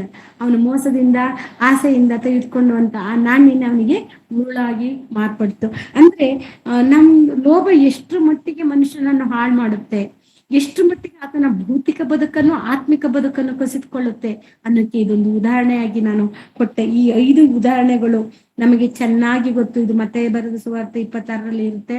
ನಾವು ಅದನ್ನ ಇಸ್ಕರಿಯೋತನ ಯೂದನ ಮೇಲೆ ಎಲ್ಲರಿಗೂ ಸರಿಯಾಗಿ ಗೊತ್ತಿದೆ, ಅವ್ರ ಬಗ್ಗೆ ಎಲ್ಲ ನಾವು ಕೇಳಿದ್ದೀವಿ. ಹಾಗಾಗಿ ನಮ್ಮ ಬದುಕನ್ನು ನಾವು ಸರಿಪಡಿಸ್ಕೊಬೇಕಂದ್ರೆ ಖಂಡಿತವಾಗಿ ಈ ಜನಗಳ ಇವನು ಭಕ್ತ, ಒಬ್ಬ ಶಿಷ್ಯ, ಈಗ 12 ಜನ ಶಿಷ್ಯರಲ್ಲಿ ಒಬ್ಬ ಎಷ್ಟು ಪ್ರಮುಖವಾದವರು. ನಾವು ಇವತ್ತು 12 ಜನ ಶಿಷ್ಯರನ್ನು ಎಷ್ಟು ಗೌರವಿಸ್ತೀವಿ, ಅವರ ಇನ್ನೂ ಜೀವಂತವಾಗಿ ನಮ್ಮ ಹೃದಯದಲ್ಲಿದ್ದಾರೆ. ಅಂತ ಒಂದು ಪಟ್ಟಿಯಲ್ಲಿ ಇರ್ಬೇಕಾದವನು ಮಂಡಪಾಲಾಗೋದ, ಪರಲೋಕವನ್ನು ಕಳ್ಕೊಂಡ. ಇದನ್ನೆಲ್ಲ ನಾವು ನೋಡ್ಕೊಂಡಾಗ ನಮಗೆ ಅರ್ಥವಾಗ್ಬೇಕು, ನಮ್ಮ ಜೀವಿತದಲ್ಲಿ ಲೋಭ ಅನ್ನೋದು ಬಂದ್ರೆ ನಮ್ಮ ಬದುಕನ್ನು ಹೇಗೆ ನಾಶ ಮಾಡುತ್ತೆ, ಹೇಗೆ ಹಿಪ್ಪಿ ಮಾಡುತ್ತೆ ಅನ್ನೋದನ್ನು ನಾವು ಅರ್ಥ ಮಾಡ್ಕೊಬೇಕು. ಹಾಗಾಗಿ ನಾವು ಒಂದು ವಾಕ್ಯವನ್ನು ಓದಿಕೊಂಡು ಮುಗಿಸೋಣ. 1ನೇ ತಿಮೋತಿ ಬರೆದ 1ನೇ ತಿಮೋತಿ 6ನೇ ಅಧ್ಯಾಯ 9ರಿಂದ 10ನೇ ವಚನವನ್ನು ನೋಡೋಣ. 1 ತಿಮೋತಿ 6ನೇ ಅಧ್ಯಾಯ 9ರಿಂದ 10 ವಚನ. ಐಶ್ವರ್ಯವಂತರಾಗಬೇಕೆಂದು ಮನಸ್ಸು ಮಾಡುವವರು ದುಷ್ಪ್ರೇರಣೆ ಎಂಬ ಉರ್ಲಿನಲ್ಲಿ ಸಿಕ್ಕಿಕೊಂಡು ಬುದ್ಧಿ ವಿರುದ್ಧವಾಗಿಯೂ ಹಾನಿಕರವಾಗಿಯೂ ಇರುವ ಅನೇಕ ಆಶೆಗಳಲ್ಲಿ ಬೀಳುತ್ತಾರೆ. ಇಂಥ ಆಶೆಗಳು ಮನುಷ್ಯರನ್ನು ಸಂಹಾರ ನಾಶನಗಳಲ್ಲಿ ಮುಳುಗಿಸುತ್ತವೆ. ಹಣದಾಸೆಯು ಸಕಲ ವಿಧವಾದ ಕೆಟ್ಟತನಕ್ಕೆ ಮೂಲವಾಗಿದೆ. ಕೆಲವರು ಅದಕ್ಕಾಗಿ ಆತುರಪಟ್ಟು ಅದರಿಂದ ಕ್ರಿಸ್ತ ನಂಬಿಕೆಯನ್ನು ಬಿಟ್ಟು ಅಲೆದಾಡಿ ಅನೇಕ ವೇದನೆಗಳಿಂದ ತಮ್ಮನ್ನು ತಿವಿಸಿಕೊಳ್ಳುತ್ತಾರೆ. ಸಾಕು ಬ್ರದರ್. ನಮಗೆ ಇಲ್ಲಿ ಅದ್ರ ಮೇಲಿನ ವಾಕ್ಯಗಳನ್ನ ನೋಡಿದಾಗ ನಮಗೆ ಅನ್ನ ವಸ್ತ್ರಗಳಿದ್ರೆ ಸಾಕು, ಐಶ್ವರ್ಯವಂತರಾಗಬೇಕೆಂದು ಮನಸ್ಸು ಮಾಡುವವರು ದುಷ್ಪ್ರೇರಣೆ ಎಂಬ ಉರುಳಿನಲ್ಲಿ ಸಿಕ್ಕಿಕೊಂಡು ಬುದ್ಧಿ ವಿರುದ್ಧವಾಗಿಯೂ ಹಾನಿಕರವಾಗಿ ಇರುವ ಅನೇಕ ಆಸೆಗಳಲ್ಲಿ ಬೀಳುತ್ತಾರೆ. ಇಂಥ ಆಸೆಗಳು ಮನುಷ್ಯನನ್ನು ಸಂಹಾರ ನಾಶನಗಳಲ್ಲಿ ಮುಳುಗಿಸುತ್ತದೆ. ಹಣದಾಸೆಯು ಸಕಲ ವಿಧವಾದ ಕೆಟ್ಟತನಕ್ಕೆ ಮೂಲವಾಗಿದೆ. ಕೆಲವರು ಅದಕ್ಕಾಗಿ ಆತುರಪಟ್ಟು ಅದರಿಂದ ಕ್ರಿಸ್ತ ನಂಬಿಕೆಯನ್ನು ಬಿಟ್ಟು ಅಲೆದಾಡಿ ಅನೇಕ ವೇದನೆಯಿಂದ ತಮ್ಮನ್ನು ತೀರಿಸಿಕೊಂಡಿದ್ದಾರೆ. ನಾವು ಇವತ್ತು 5 ಜನರ ವಿಷಯ ನೋಡಿದ್ವು. ಆಕಾನನಾಗಿರ್ಬೋದು, ಅನನ್ಯ ಸಪೇರರಾಗಿರ್ಬೋದು, ಮೂಢ ಐಶ್ವರ್ಯವಂತನಾಗಿರ್ಬೋದು, ಗೆಹಜಿ ಆಗಿರ್ಬೋದು, ಇಸ್ಕರಿಯೋತ ಯೂದನಾಗಿರ್ಬೋದು, ಇವ್ರನ್ನೆಲ್ಲ ನಾವು ನೋಡ್ಕೊಂಡ್ ಬಂದು ಇವರೆಲ್ಲರೂ ಇದೇ ಕೆಟಗರಿಯಲ್ಲಿ ಸೇರಿದವರು. ಈ ಅನೇಕ ದುಷ್ಪ್ರೇರಣೆಯಿಂದ ಊರಿನಲ್ಲಿ ಸಿಕ್ಕಾಕೊಂಡವರು ಬದುಕನ್ನು ಹಾಳು ಮಾಡ್ಕೊಂಡ್ರು, ಕ್ರಿಸ್ತ ನಂಬಿಕೆಯಿಂದ ದೂರ ಆದ್ರು, ದೇವರಿಂದ ಅವ್ರು ಬರ್ಬೇಕಾದ ಮಹಾ ಉನ್ನತವಾದ ಪದವಿಯನ್ನು ಕಳ್ಕೊಂಡ್ರು. ಇದನ್ನೆಲ್ಲ ನೋಡಿದಾಗ ಇವರೆಲ್ಲ ದೊಡ್ಡ ದೊಡ್ಡ ವ್ಯಕ್ತಿಗಳು, ದೊಡ್ಡ ದೊಡ್ಡ ಸೇವಕರ ಬಳಿ ಇದ್ದಂಥವ್ರು, ದೊಡ್ಡ ದೊಡ್ಡ ದೇವರಾಗಿರುವಂತ ಯೇಸು ಕ್ರಿಸ್ತನ ಬಳಿ ಇದ್ದಂಥವ್ರು, ಯೇಸು ಕ್ರಿಸ್ತರ ಶಿಷ್ಯರ ಬಳಿ ಇದ್ದಂಥವ್ರು, ಪ್ರವಾದಿಗಳ ಬಳಿ ಇದ್ದಂಥವ್ರು ಇಂಥ ತಪ್ಪುಗಳನ್ನು ಮಾಡಿದಾಗ ನಿಮ್ಮ ಬದುಕೇನು ಅಕ್ಕ ಮಾಡ್ಕೊಳ್ಳೋಣ? ನಾವು ಅಷ್ಟೊಂದು ಶ್ರೇಷ್ಠರ, ಅವರಷ್ಟು ಯೋಗ್ಯತೆ ಉಳ್ಳವರ? ಖಂಡಿತವಾಗಿ ಇಲ್ಲ ಪ್ರಿಯರೇ. ಹಾಗಿರುವಾಗ ನಮ್ಮ ಮನಸ್ಸಿನಲ್ಲಿ ಏನಾದ್ರೂ ಐಶ್ವರ್ಯವಂತರಾಗ್ಬೇಕಂತ ಆಸೆ ಪಟ್ರೆ ನಾವು ಎಂತ ಉರುಳಿಗೆ ಸಿಕ್ಕಾಕೊಂಡ್ಕೊಳ್ತೀವಿ. ನಮ್ಮನ್ನು ಯಾರು ರಕ್ಷಿಸಕ್ಕೆ ಸಾಧ್ಯ? ಖಂಡಿತವಾಗಿಯೂ ಇಲ್ಲ. ಹಣದಾಸೆ ಎಲ್ಲದಕ್ಕಿಂತ ಅತೀ ಕೆಟ್ಟದ್ದು. ಅದು ನಮ್ಮನ್ನು ತಾನೇ ಶಿಕ್ಷಿಸ್ಕೊಂಡು ದೇವರಿಂದನೂ ಸಹ ನಮ್ಮನ್ನು ಮಾಡುವಂಥದ್ದು. ಹಾಗಾಗಿ ನಾವು ಎಚ್ಚರಿಕೆ ಇರೋಣ. ಈ ಲೋಭಗಳು ಅನ್ನೋದು ತುಂಬಾ ಕೆಟ್ಟದ್ದು. ಇದಕ್ಕೆ ಪರಿಹಾರ ಒಂದೇ. ನಿಮಗಿರುವುದರಲ್ಲಿ ನಾವು ಇಬ್ರಿಯ ಬರೆದ ಪತ್ರಿಕೆಯನ್ನು ನೋಡ್ಕೊಂಡ್ವಿ. 13ನೇ ಅಧ್ಯಾಯ 5ನೇ ವಾಕ್ಯದಲ್ಲಿ ನಮಗಿರುವುದರಲ್ಲಿ ತೃಪ್ತರಾಗಿರ್ಬೇಕು. ಅನ್ನ ವಸ್ತ್ರಗಳಿದ್ರೆ ಸಾಕು, ಈ ದಿನಕ್ಕೆ ಏನ್ ಬೇಕು ಅಷ್ಟಿದ್ರೆ ಸಾಕು, ನಾಳೆನ ಚಿಂತೆ ಬೇಡ. ಯಾಕಂದ್ರೆ ನಾಳೆದನ್ನು ನಾಳೆನೆ ಚಿಂತೆ ಮಾಡ್ಕೊಂತಾನೆ. ಅದೇ ರೀತಿಯಾಗಿ ನಮ್ಮ ದೇವರ ರಾಜ್ಯಕ್ಕಾಗಿ ನೀತಿಗಾಗಿ ನಾವು ತವಕ ಪಡಬೇಕು. ದೇವರ ಕಾರ್ಯಗಳಿಗಾಗಿ ದೇವರ ಸಂಕಲ್ಪವನ್ನು ನೆರವೇರಿಸಲಿಕ್ಕೆ ನಮ್ಮ ಜೀವಿತವನ್ನು ನಾವು ಸಂಪೂರ್ಣವಾಗಿ ಪೂರ್ಣ ಹೃದಯದಿಂದ ನಾವು ಅದನ್ನು ಒಪ್ಪಿಸ್ಕೊಡ್ಬೇಕು. ಯಾಕಂದ್ರೆ ಪೂರ್ಣ ಹೃದಯದಿಂದಲೂ ಪೂರ್ಣ ಪ್ರಾಣದಿಂದಲೂ ಪೂರ್ಣ ಶಕ್ತಿಯಿಂದಲೂ ನನ್ನ ದೇವರನ್ನು ದೇವರಾದ ನನ್ನನ್ನೇ ಪ್ರೀತಿಸಿ ಅಂತ ದೇವರು ಹೇಳಿದ್ದಾರೆ. ಅದೇ ರೀತಿಯಾಗಿ ನಿನ್ನನ್ನು ನಿನ್ನಂತೆಯೇ ನಿನ್ನ ನೆರೆಯವರನ್ನು ಸಹ ಪ್ರೀತಿಸು ಅಂತ ಹೇಳಿದ್ದಾರೆ. ಈ ಆಜ್ಞೆಗಳ ಮೂಲಕವಾಗಿ ನಮ್ಮನ್ನು ನಾವು ಬಲಪಡಿಸ್ಕೊಬೇಕು. ದೇವರು ಹೇಳಿದ್ರಲ್ಲಿ ನಾವು ತೃಪ್ತರಾಗಿದ್ದು ದೇವರಿಗೆ ಸಲ್ಲಿಸ್ಬೇಕಂದದ್ದನ್ನು ನಾವು ಬೇರೆಯವರಿಗೆ ಸಲ್ಲಿಸಬಾರ್ದು. ಮತ್ತೆ ಕೀರ್ತನೆಗಾರರು 139ನೇ ಅಧ್ಯಾಯ 23ನೇ ವಾಕ್ಯದ ಪ್ರಕಾರ ನಮ್ಮ ಹೃದಯವನ್ನು ನಾವು ಪರಿಶೀಲನೆ ಮಾಡಿಕೊಳ್ಬೇಕು. ನಮ್ಮ ಹೃದಯದಲ್ಲಿ ದೇವರಿದ್ದಾನ ಅಥವಾ ದೇವರ ಸ್ಥಾನದಲ್ಲಿ ಇನ್ಯಾರು ಬಂದು ನೀಚನು ಬಂದು ಕುತ್ಕೊಂಡಿದ್ದಾನ ಅನ್ನೋದನ್ನು ನಾವು ಅರ್ಥ ಮಾಡ್ಕೊಬೇಕು. ಅದೇ ರೀತಿ ಯಾಕೋಬನ ಬರೆದ ಪತ್ರಿಕೆ 1:21 ಪ್ರಕಾರವಾಗಿ ವಾಕ್ಯಕ್ಕೆ ನಾವು ನರ್ಮತೆಯಿಂದ ನಡೆದುಕೊಂಡು ವಾಕ್ಯಾನುಸಾರವಾಗಿ ನಮ್ಮ ಜೀವಿತವನ್ನು ಬದಲಾಯಿಸ್ಕೊಳ್ಬೇಕು. ಬರೀ ವಾಕ್ಯ ಹೇಳೋರಾಗಿ ಅಥವಾ ವಾಕ್ಯ ಕೇಳೋರಾಗಿ ನಮ್ಮನ್ನು ನಾವು ಮೋಸ ಮಾಡ್ಕೊಳ್ಳೋದು ಬೇಡ ಪ್ರಿಯರೇ. ಸಂಪೂರ್ಣವಾದ ಹೃದಯದಿಂದ ನಮ್ಮನ್ನು ನಾವು ದೇವರಿಗೆ ಅರ್ಪಿಸ್ಕೊಳ್ಳೋಣ. ಮತ್ತೆ ನಾವು ಏನೇ ಮಾಡಿದ್ರು ಅದು ಯೇಸು ಕ್ರಿಸ್ತನ ಹೆಸರಿನಲ್ಲಿ ತಂದೆಯಾದ ದೇವರನ್ನು ಮಹಿಮೆ ಪಡಿಸೋಣ. ನಾವು ಏನೇ ಮಾಡ್ಲಿ ನಾವು ವಾಕ್ಯವನ್ನು ಮುಂದಿಟ್ಕೊಂಡು ಪವಿತ್ರಾತ್ಮನ ಸಹಾಯದೊಂದಿಗೆ ನಮ್ಮನ್ನು ನಾವು ಪರೀಕ್ಷಿಸ್ಕೊಂಡು ನಾವು ಏನೇ ಕಾರ್ಯಗಳು ಮಾಡಿದ್ರು ಅದನ್ನು ಯೇಸು ಕ್ರಿಸ್ತರ ಹೆಸರಿನಲ್ಲಿ ತಂದೆಯಾದ ದೇವರನ್ನು ಮೆಚ್ಚಿಸುವ ರೀತಿಯಿಂದ ನಾವು ಹೋಗೋಣ. ವಿನಃ ಈ ಲೋಭದ ಉರುಳಿನಲ್ಲಿ ನಾವು ಸಿಕ್ಕಿ ಹಾಕೊಳ್ಳೋದು ಬೇಡ ಪ್ರಿಯರೇ. ಈ ಮಾತುಗಳು ಖಂಡಿತವಾಗಿ ನಮ್ಮನ್ನು ಕೊಲೆಸೆ ಬರೆದ ಪತ್ರಿಕೆ 3ನೇ ಅಧ್ಯಾಯವನ್ನು ಸಂಪೂರ್ಣವಾಗಿ ಓದಿ ಪ್ರಿಯರೇ. ಕೊಲೆಸೆ ಬರೆದ 3ನೇ ಅಧ್ಯಾಯ 3ನೇ ಪತ್ರಿಕೆ ಸಂಪೂರ್ಣವಾಗಿ ನಾವು ಓದಿದಾಗ ಈ ಲೋಭ ಅನ್ನೋದು ಎಷ್ಟು ಕೆಟ್ಟದು. ಅದರಲ್ಲಿ 3ನೇ ಅಧ್ಯಾಯ 17, 18 ಆಗಿರ್ಬೋದು, 23, 24ನೇ ವಚನಗಳನ್ನೆಲ್ಲ ನಾವು ಓದ್ತಾ ಬಂದ್ರೆ ನಾವು ದೇವರನ್ನು ಯಾವ ರೀತಿ ಘನಪಡಿಸ್ಬೇಕು ಅನ್ನೋದು ನಮಗೆ ಅರ್ಥ ಆಗುತ್ತೆ. ಈ ಲೋಭ ಅನ್ನೋದು ನಮ್ಮನ್ನು ದೇವರಿಂದ ದೂರ ಮಾಡುವಂಥದ್ದು. ಇದು ವಿಗ್ರಹಾರಾಧನೆಗೆ ಸಮಾನವಾದ ಪಾಪ ಅನ್ನೋದನ್ನು ನಮ್ಮ ಮನಸ್ಸಿನಲ್ಲಿ ಇಟ್ಕೊಂಡು ನಾವು ನಮ್ಮಲ್ಲಿ ಯಾವ್ದಾದ್ರು ಲೋಭಗಳಿದ್ರೆ, ನಮ್ಮಲ್ಲಿ ಇಂಥ ವಿಗ್ರಹಗಳು ಏನಾರಿದ್ರೆ ಖಂಡಿತವಾಗಿ ಅದನ್ನ ಸಾಯಿಸಿಬಿಡೋಣ, ನಮ್ಮಿಂದ ದೂರ ತೊಲಗಿಸಿ ಬಿಡೋಣ, ದೇವರ ಧ್ಯಾನದಲ್ಲಿ ಇರೋಣ ಅಂತ ಹೇಳುತ್ತಾ ಈ ಮಾತುಗಳಿಂದ ದೇವರು ನಿಮ್ಮನ್ನು ನನ್ನನ್ನು ಆಶೀರ್ವದಿಸಲಿ ಎಂದು ಹೇಳುತ್ತಾ ಕಣ್ಮುಚ್ಚಿ ಪ್ರಾರ್ಥನೆ ಮಾಡಿ. ನಮ್ಮನ್ನು ಬಹಳವಾಗಿ ಪ್ರೀತಿಸುವ ಪರಲೋಕದಲ್ಲಿರುವ ತಂದೆಯಾದ ದೇವರೇ, ನಿನ್ನ ಮಹೋನ್ನತವಾದ ನಾಮಕ್ಕೆ ಸ್ತೋತ್ರವಾಗಲಿ, ಮಹಿಮೆ ಆಗಲಿ. ಅಪ್ಪ, ಇಲ್ಲಿವರೆಗೆ ಅಪ್ಪ ಲೋಭವು ಎಷ್ಟು ಅಪಾಯಕಾರಿ ಎಂಬುದನ್ನು ನಾವು ವಾಕ್ಯದ ಮೂಲಕವಾಗಿ ಹೇಳಿಕೊಳ್ಳಲು ನನಗೆ ಕೃಪೆ ಕೊಟ್ಟಿದ್ದಕ್ಕಾಗಿ ಸ್ತೋತ್ರ. ಹೇಳಿರುವ ಮಾತುಗಳು ನಿಮ್ಮ ಮಕ್ಕಳಿಗೆ ಅರ್ಥವಾಗಿದೆ ಎಂದು ಅಂದುಕೊಳ್ಳುತ್ತೇನೆ ತಂದೆಯೇ. ಈ ಮಾತುಗಳಿಂದ ನಮ್ಮ ಹೃದಯವು ಸರಿ ಹೋಗಿ ನಾವು ಏನಾದರೂ ಅಂತ ವಿಗ್ರಹಾರಾಧನೆಯಲ್ಲಿ ಸಿಕ್ಕಿಕೊಂಡಿದ್ದರೆ ನಮ್ಮನ್ನು ಬಿಡುಗಡೆಗೊಳಿಸು ಕರ್ತನೆ. ನಮಗೆ ಯಜಮಾನನು ನೀನೇ ಇರಬೇಕು ತಂದೆ. ನಿನ್ನನ್ನು ಬಿಟ್ಟು ಬೇರೆ ಯಜಮಾನರಿಗೆ ನಾವು ಅವಕಾಶವನ್ನು ಕೊಡದ ಹಾಗೆ ಅಪ್ಪ, ಯಾವ ಲೋಭವು ನಮ್ಮೊಳಗೆ ಪ್ರವೇಶಿಸದ ಹಾಗೆ ಬೇಲಿಯನ್ನು ಹಾಕಿ ನಮ್ಮನ್ನು ಕಾಯಬೇಕೆಂದು ಅಪ್ಪ ನಿನ್ನ ಪರಿಶುದ್ಧವಾದ ಪಾದದಲ್ಲಿ ಬೇಡಿಕೊಳ್ಳುತ್ತಾ ಕರ್ತನೆ, ಮಾತನಾಡಲು ಅವಕಾಶ ಕೊಟ್ಟಿದ್ದಕ್ಕಾಗಿ ವಂದನೆಗಳನ್ನು ಹೇಳುತ್ತಾ ಕುಳಿತಿರುವ ನಿನ್ನ ಮಕ್ಕಳುಗಳು ಕರ್ತನೆ ಅಪ್ಪ, ನಿನ್ನ ಮಾತುಗಳನ್ನು ತಿಳಿದುಕೊಂಡು ನಿನ್ನ ವಾಕ್ಯಾನುಸಾರವಾಗಿ ಬದುಕಬೇಕೆಂದು ಆಸೆ ಪಟ್ಟು ಕುಳಿತಿರುವ ನಿನ್ನ ಎಲ್ಲಾ ಮಕ್ಕಳನ್ನು ನಿನ್ನ ಪಾದಗಳಿಗೆ ಒಪ್ಪಿಸುತ್ತಿದ್ದೇನಪ್ಪ. ಎಲ್ಲರ ಬದುಕನ್ನು ಸರಿಪಡಿಸಿ, ಎಲ್ಲರ ವೇದನೆಗಳನ್ನು ಸರಿಪಡಿಸಿ ಅಪ್ಪ, ಅವರು ಏನಾದರೂ ವಿಗ್ರಹದಲ್ಲಿ ಲೋಭ ಎಂಬ ವಿಗ್ರಹದಲ್ಲಿ ಏನಾದ್ರು ಸಿಕ್ಕಾಕೊಂಡಿದ್ರೆ ಒಬ್ಬೊಬ್ಬರನ್ನು ಬಿಡಿಸಿ ಕರ್ತನೆ ನಿನ್ನ ಸಾರಥ್ಯದಲ್ಲಿ ನಡೆಸ್ಬೇಕಂತ ಕೇಳ್ಕೊಂತ, ಅದೇ ರೀತಿಯಾಗಿ ಸೇವೆ ವಾರ್ತೆಯ ನಿಮಿತ್ತ ಹೋಗಿರುವಂತ ರಾಮವನ್ನರನ್ನು ಅವರ ಕುಟುಂಬವನ್ನು ನೆನಪಿಸಿಕೊಳ್ಳಿ ಮತ್ತು ಅವರು ಮಾಡುವ ಸೇವೆಗಳನ್ನು ನೆನಪಿಸಿಕೊಳ್ಳಿ ಎಂದು ಪ್ರಾರ್ಥಿಸುತ್ತಾ, ಅದೇ ರೀತಿಯಾಗಿ ಅನಾರೋಗ್ಯದಲ್ಲಿರುವಂತ ಇಮ್ಮಾನುವೇಲ್ ಅಣ್ಣನವರಾಗಿರ್ಬೋದು, ಸುರೇಶ್ ಬ್ರದರ್ ಆಗಿರ್ಬೋದು, ನವೀನ್ ಬ್ರದರ್ ಆಗಿರ್ಬೋದು, ಇನ್ನು ಅನೇಕರು ನೋವಿನಲ್ಲಿ ಬಾಧೆಯಲ್ಲಿದ್ದಾರಪ್ಪ. ಅವ್ರನ್ನೆಲ್ಲರನ್ನು ನೆನೆಸಿಕೊಳ್ಳಿರಿ, ಅವರ ಆರೋಗ್ಯವನ್ನು ಸಂಪೂರ್ಣವಾಗಿ ಗುಣಪಡಿಸಿರಿ ಎಂದು ಕೇಳಿಕೊಳ್ಳುತ್ತಾ, ಅದೇ ರೀತಿಯಾಗಿ ಕರ್ತನೆ ಬಂದಿರುವ ಪ್ರತಿ ಒಬ್ಬೊಂದೊಂದೊಂದು ಕುಟುಂಬದಲ್ಲಿರುವಂತ ಎಲ್ಲ ಒಂದು ಸೈತಾನನ ಉರುಳಿನಲ್ಲಿ ಸಿಲುಕಿಕೊಂಡು ಅನೇಕ ಶೋಧನೆಗಳಲ್ಲಿ ಒಳಗಾಗಿರುವ ಪ್ರತಿಯೊಬ್ಬರನ್ನು ಅದರಿಂದ ಬಿಡುಗಡೆಗೊಳಿಸಿ ಕರ್ತನ ವಾಕ್ಯದಲ್ಲಿ ಸ್ಥಿರಪಡುವಂತೆ ಸಹಾಯ ಮಾಡಿ ಎಂದು ಬೇಡಿಕೊಳ್ಳುತ್ತಾ ಈ ಚಿಕ್ಕ ಪ್ರಾರ್ಥನೆಯನ್ನು ಪ್ರಭು ಯೇಸು ಕ್ರಿಸ್ತರ ನಾಮದಲ್ಲಿ ಬೇಡಿ ಹೊಂದಿಕೊಂಡಿರುವೆ ನನ್ನ ತಂದೆಯೇ, ಆಮೇನ್. ನನ್ನ ತಂದೆಯಾದ ದೇವರ ಪ್ರೀತಿಯು, ಯೇಸು ಕ್ರಿಸ್ತರ ಕೃಪೆಯು, ಪವಿತ್ರಾತ್ಮನ ದೇವರ ಅನನ್ಯ ಸಹವಾಸವು ಇಂದಿಗೂ ಎಂದಿಗೂ ಯೇಸು ಕ್ರಿಸ್ತರೊಡನೆ ಬರೋಣದವರೆಗೂ ನಮ್ಮೆಲ್ಲರಲ್ಲೂ ನಿತ್ಯವೂ ನಿರಂತರವೂ ಇರಲಿ ಸ್ವಾಮಿ. ಆಮೇನ್. ವಂದನೆಗಳು.